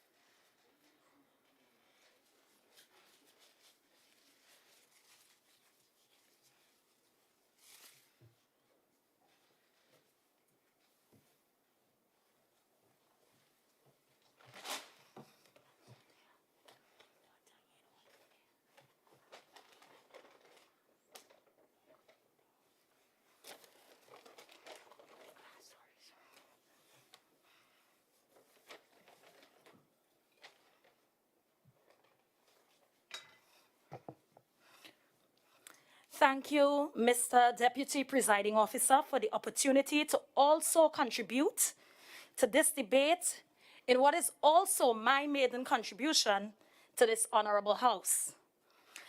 I wish to first express my sincerest gratitude to the electoral district of Bethesda, Lekoto, for affording me the opportunity to represent their collective voices and aspirations as their area representative. Mr. Deputy Presiding Officer, as we are all aware, just a little over a year ago, a sexist deadlock of which I was a part disallowed us the esteemed privilege of bringing matters of urgent need and importance to this august chamber. Now here we are, 15 assemblymen and 4 appointed councillors who have sworn or affirmed to bear true faith and allegiance to this country, to uphold the Constitution and the law, and to conscientiously, impartially, and to the best of our knowledge, judgment, and ability, discharge the functions of our offices. Oaths and affirmations we should all take seriously. Mr. Deputy Presiding Officer, the motion as brought by the minority leader is, might I dare say, a valuable one. But, like my colleagues on this side, let me hasten to add my disappointment in the fact that though we have been navigating this pandemic for almost 2 years, your colleagues who sat at the helm during this crucial time did not see fit to treat with this policy as a matter of urgency via the Executive Council, which through Act 40 of 1996 is responsible for carrying out the functions of the Assembly. We did not even have to be bringing a motion in today's House. Every country across the globe, including our Caribbean neighbors, faced the same challenges as Tobago. The minority leader spoke to Barbados' welcome stamp visa. They launched that program in July 2020. Imagine that. And today the Minority Council brings excuses for why, in over a year, the previous administration couldn't come up with a proper and coherent remote work policy. These lethargic claims of various attempts of an introduction of the policy by his colleagues is endemic of their lack of political will. the shortcoming which has caused right-thinking Tobagonians, to replace them with a team that will, by no doubt, finally get the job done. During the COVID-19 pandemic, this country, like many others across the globe, enacted stay-at-home policies to prevent the spread of the virus. Although these have been lifted to some degree as we attempt to return to a place of normalcy, we must still make a decision on which categories of workers in our space can continue to work from home, and, as we agree, build on a policy for our remote workforce. Although many may question why support a motion that a previous administration did not hold as priority during their tenure, this administration has chosen to demonstrate true leadership by anticipating what may happen in the future.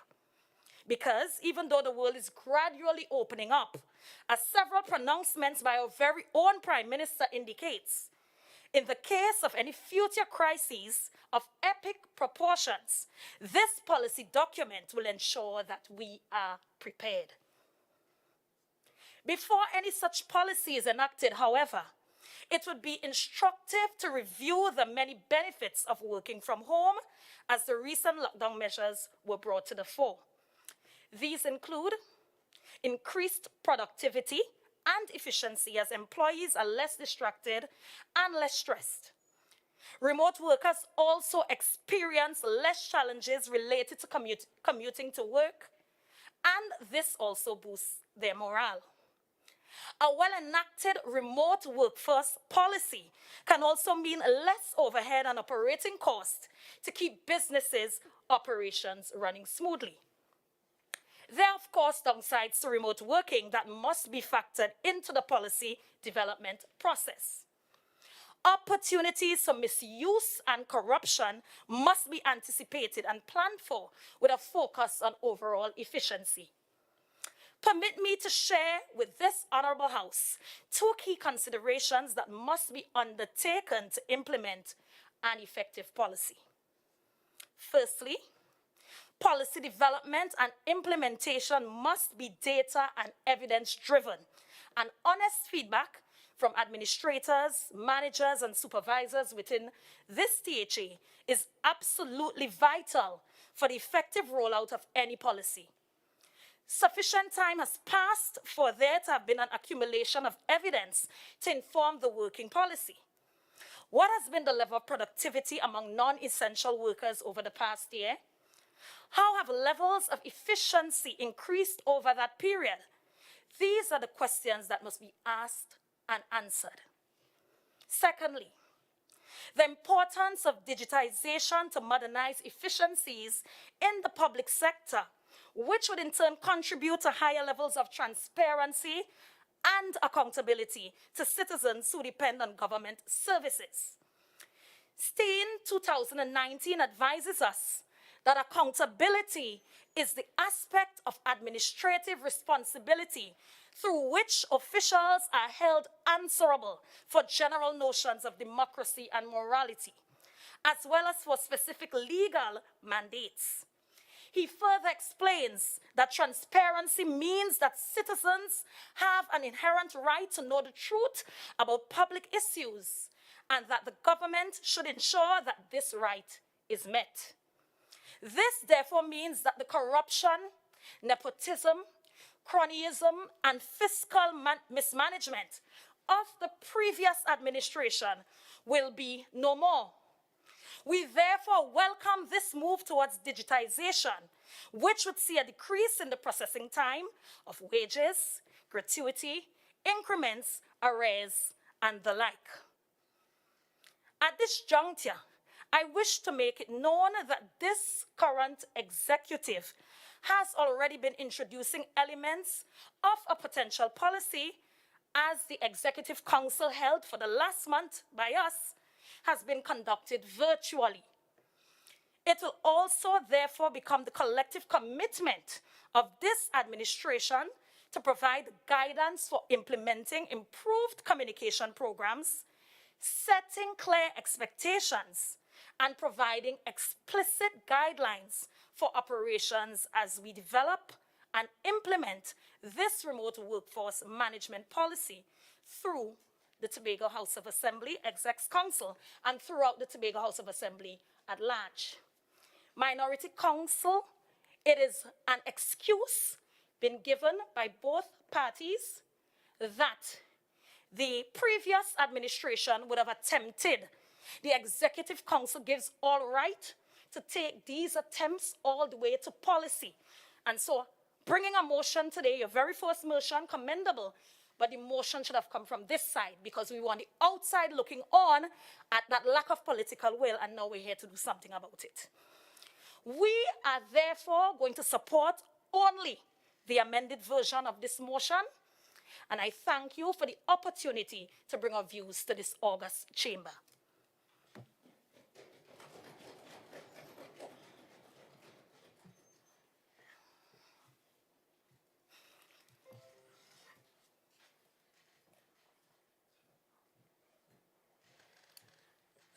Minority Leader, you may wind up this debate.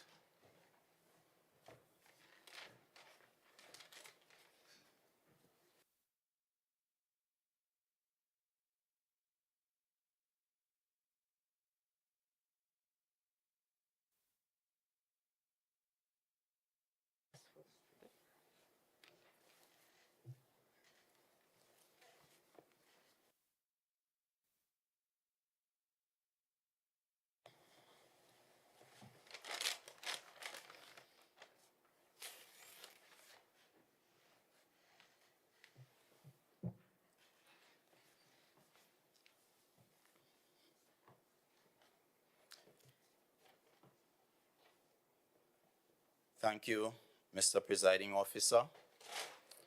And let me congratulate my colleague, Minority Councillor, Mrs. Petal Daniel Benoit, and also commendations to those on the other side who contributed in this most important debate.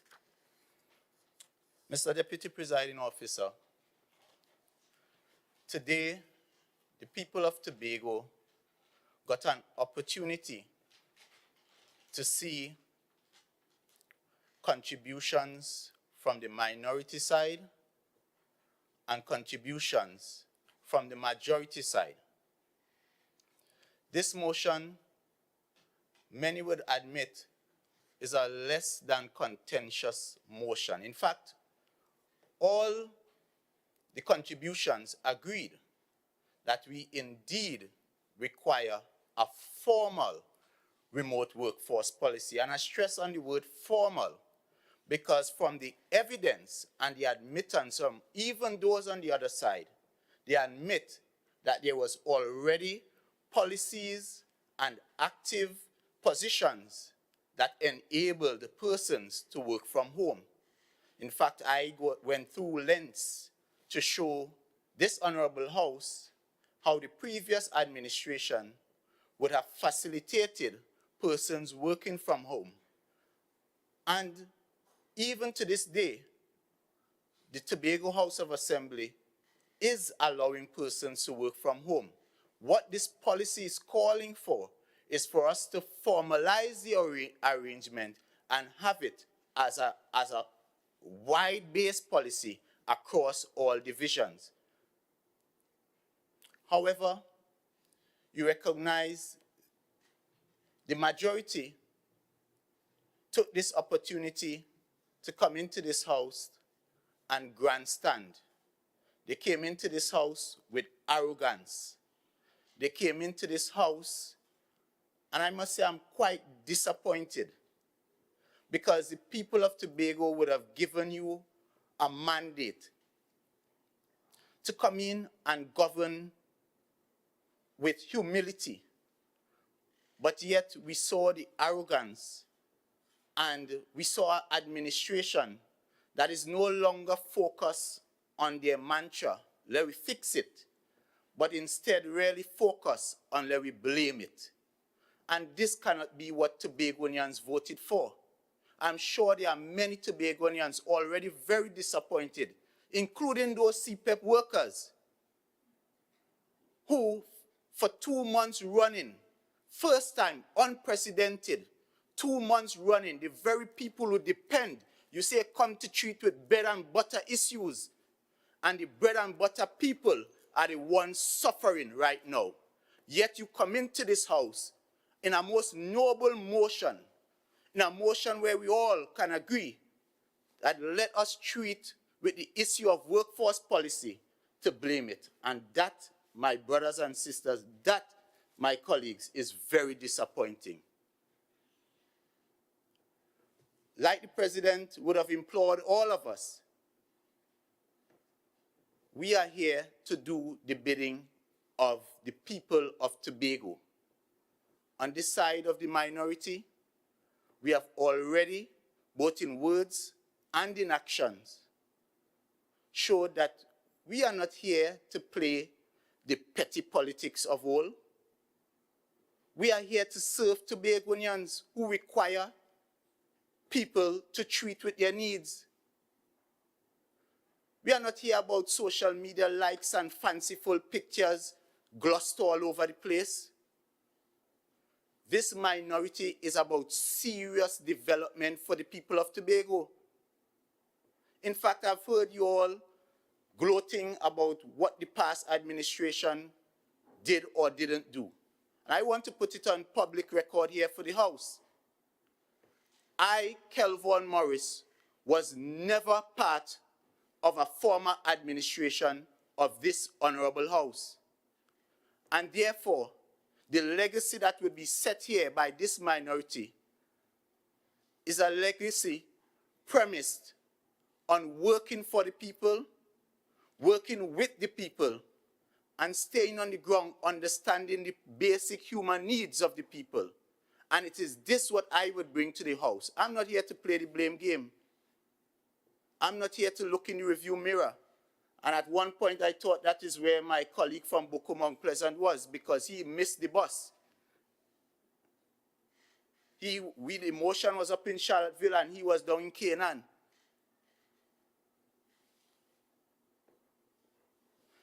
My colleague, councillor, very respected, respectful guy, spent a lot of time talking about the teaching experience and teacher experience. But let us really take a walk down the memory lane, because like some of you all seem to have amnesia. Nobody planned for COVID. Nobody knew that we would experience COVID-19. In fact, it took the world almost a year to really understand what this virus is. And when we had our first case in about March, the central government would have swiftly closed down all schools. So teachers were home for about 2 terms, I recall. And you would remember there was a number of public ordinances and public policy that would have allowed persons basically shut down non-essential workers from reporting to work, because we had to stay at home. Remember, the mantra was wear your mask, watch your distance, and wash your hands. That was the time we lived in 2020. And then, Deputy Presiding Officer, that would have continued upwards to about August of last year. And thereafter, in about January, we had an elections. And we all recall the outcome of the elections. And we all recall the circumstances upon which we were called to govern. So to come here and indicate that no actions were taken is quite disingenuous, is quite dishonest. And I must admit, it is quite concerning. And more than that, this document I have in my hand, which comes from the Ministry of Planning, and is a document that was in response to questions of the Joint Select Committee on Social Services and Public Administration.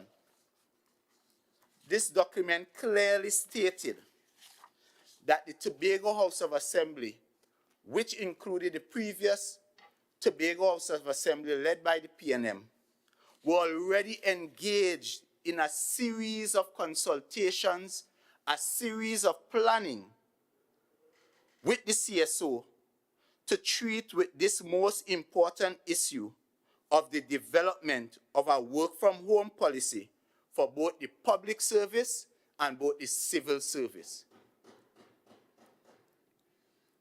And I can call out some of the ministries that participated.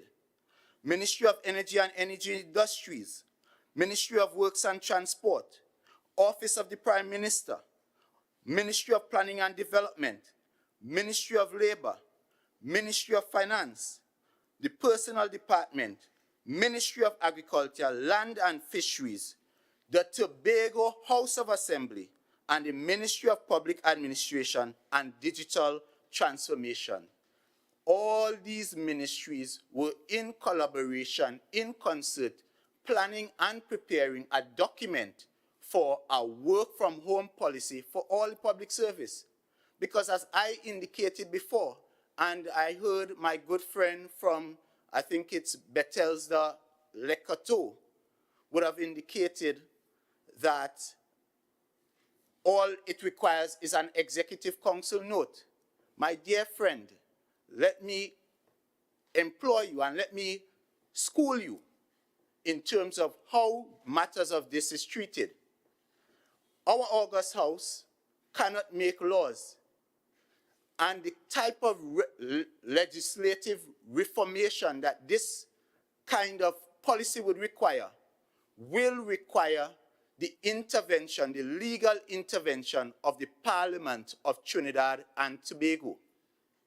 So it is therefore, again, quite disingenuous to say that such a policy can simply be implemented overnight.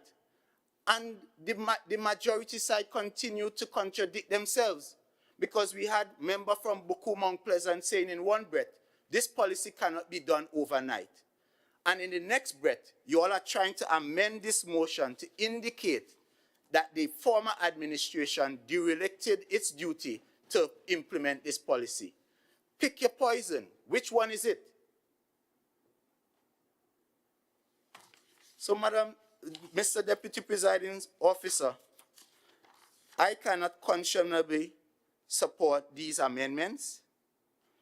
In fact, because no way, there's no proof, no evidence that the former administration failed or neglected its responsibility, because over this entire debate, Minority Council and myself was able to lucidly demonstrate that the former administration would have taken steps within its level of control to ensure that persons within the Tobago House of Assembly was afforded the opportunity to work from home during the COVID-19 pandemic. That's the fact. So this amendment that the majority side is trying to infuse in this motion is quite malicious, it is disingenuous, it is frivolous, and it is quite irrelevant.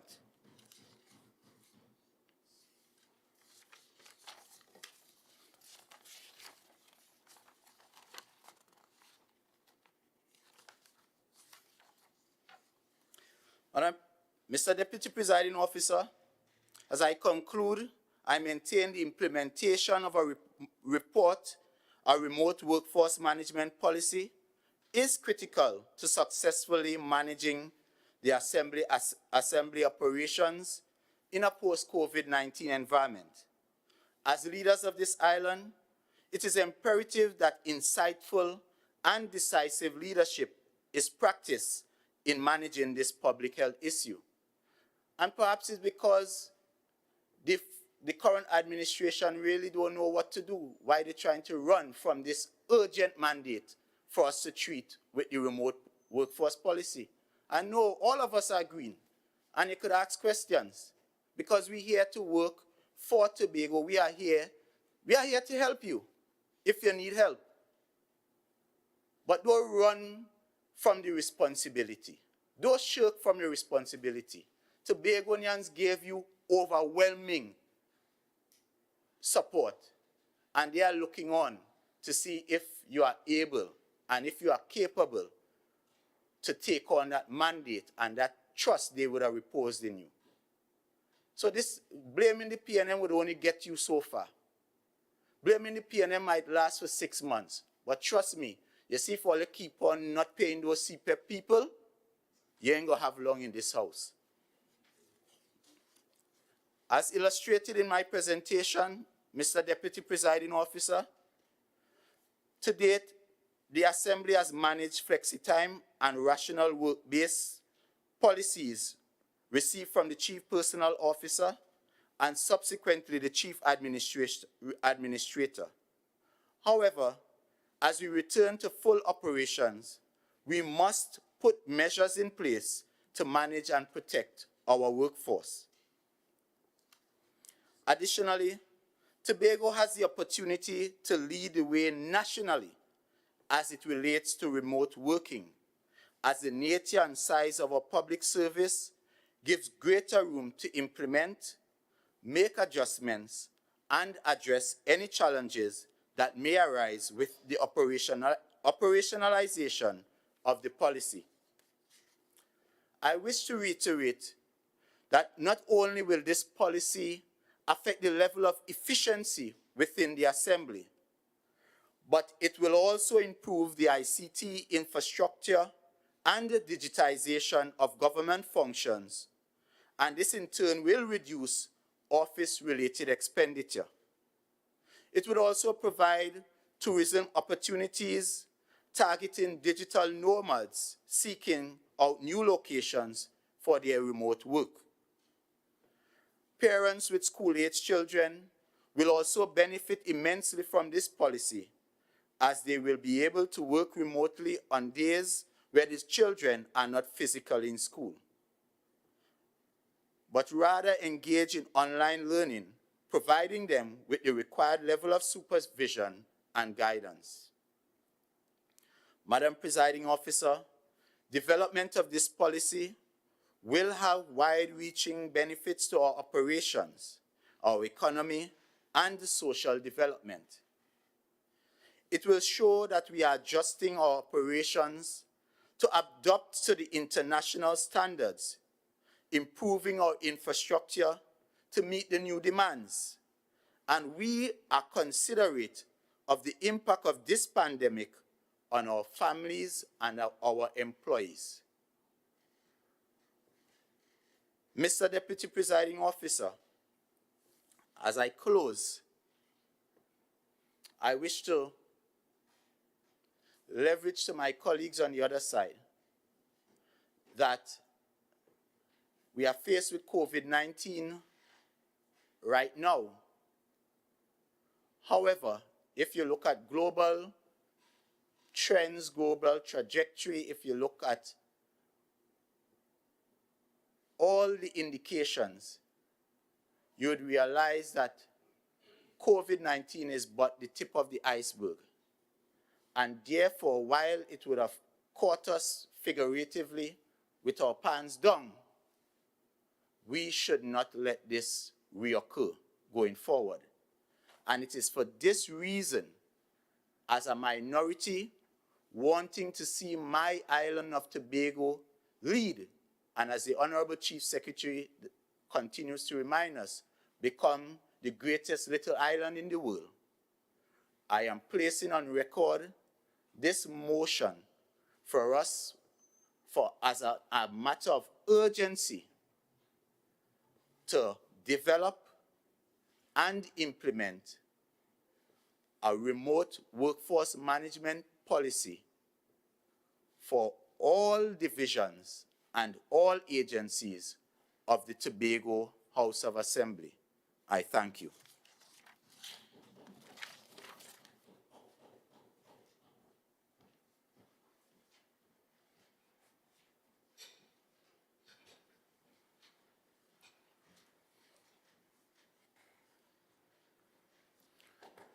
Honorable members, amendments were proposed to the motion.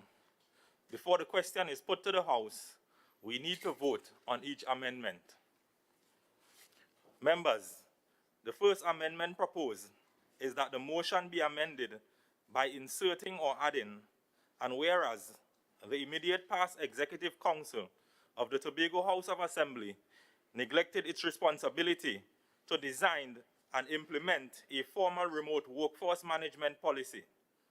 Those words be there inserted or added after the second and whereas paragraph. All in favor say aye. Aye. Any against? No. Any abstain? The ayes have it. Amendment is carried.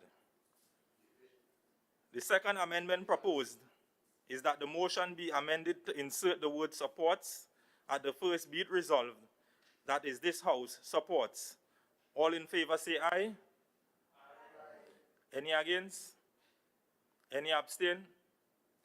The ayes have it. Amendment is carried. The third amendment proposed is to insert, or that those words be there inserted or added. Be it further resolved that this House supports all efforts of the Executive Council to digitize and modernize the operations of the Tobago House of Assembly. Those words be there inserted or added after the be it resolved paragraph. All in favor say aye. Aye. Any against? Any abstain? The ayes have it. Amendment is carried. Members, I will now put the question to the House. Whereas, according to the Public Health Ordinance, Chapter 12, Number 4, regulations made by the Minister under Section 105 and confirmed by the President under Section 167 of the Public Health Ordinance on September 12, 2020, indicates that all non-essential workers shall remain at home until such time as indicated. And whereas the Tobago House of Assembly has adopted similar measures to regulate the workforce, and whereas the divisions and their employees have faced various challenges in their efforts to establish a formal policy, and whereas the immediate past Executive Council of the Tobago House of Assembly neglected its responsibility to design and implement a formal remote workforce management policy. Be it resolved that this House supports this new administration's mandate to develop a remote workforce management policy to be implemented throughout all the divisions and agencies of the Tobago House of Assembly as a matter of urgency. Be it further resolved that this House supports all efforts of the Executive Council to digitize and modernize the operations of the Tobago House of Assembly. All in favor say aye. Aye. Any against? Any abstain? The motion is carried. Leader of Assembly Business.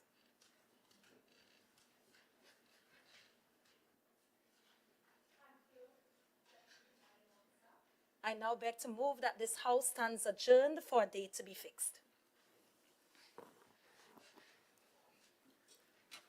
Honorable members, the question is that this House now stands adjourned for a date to be fixed. All in favor? Aye. Aye. Any against? The ayes have it. This House now stands adjourned for a date to be fixed. Thank you.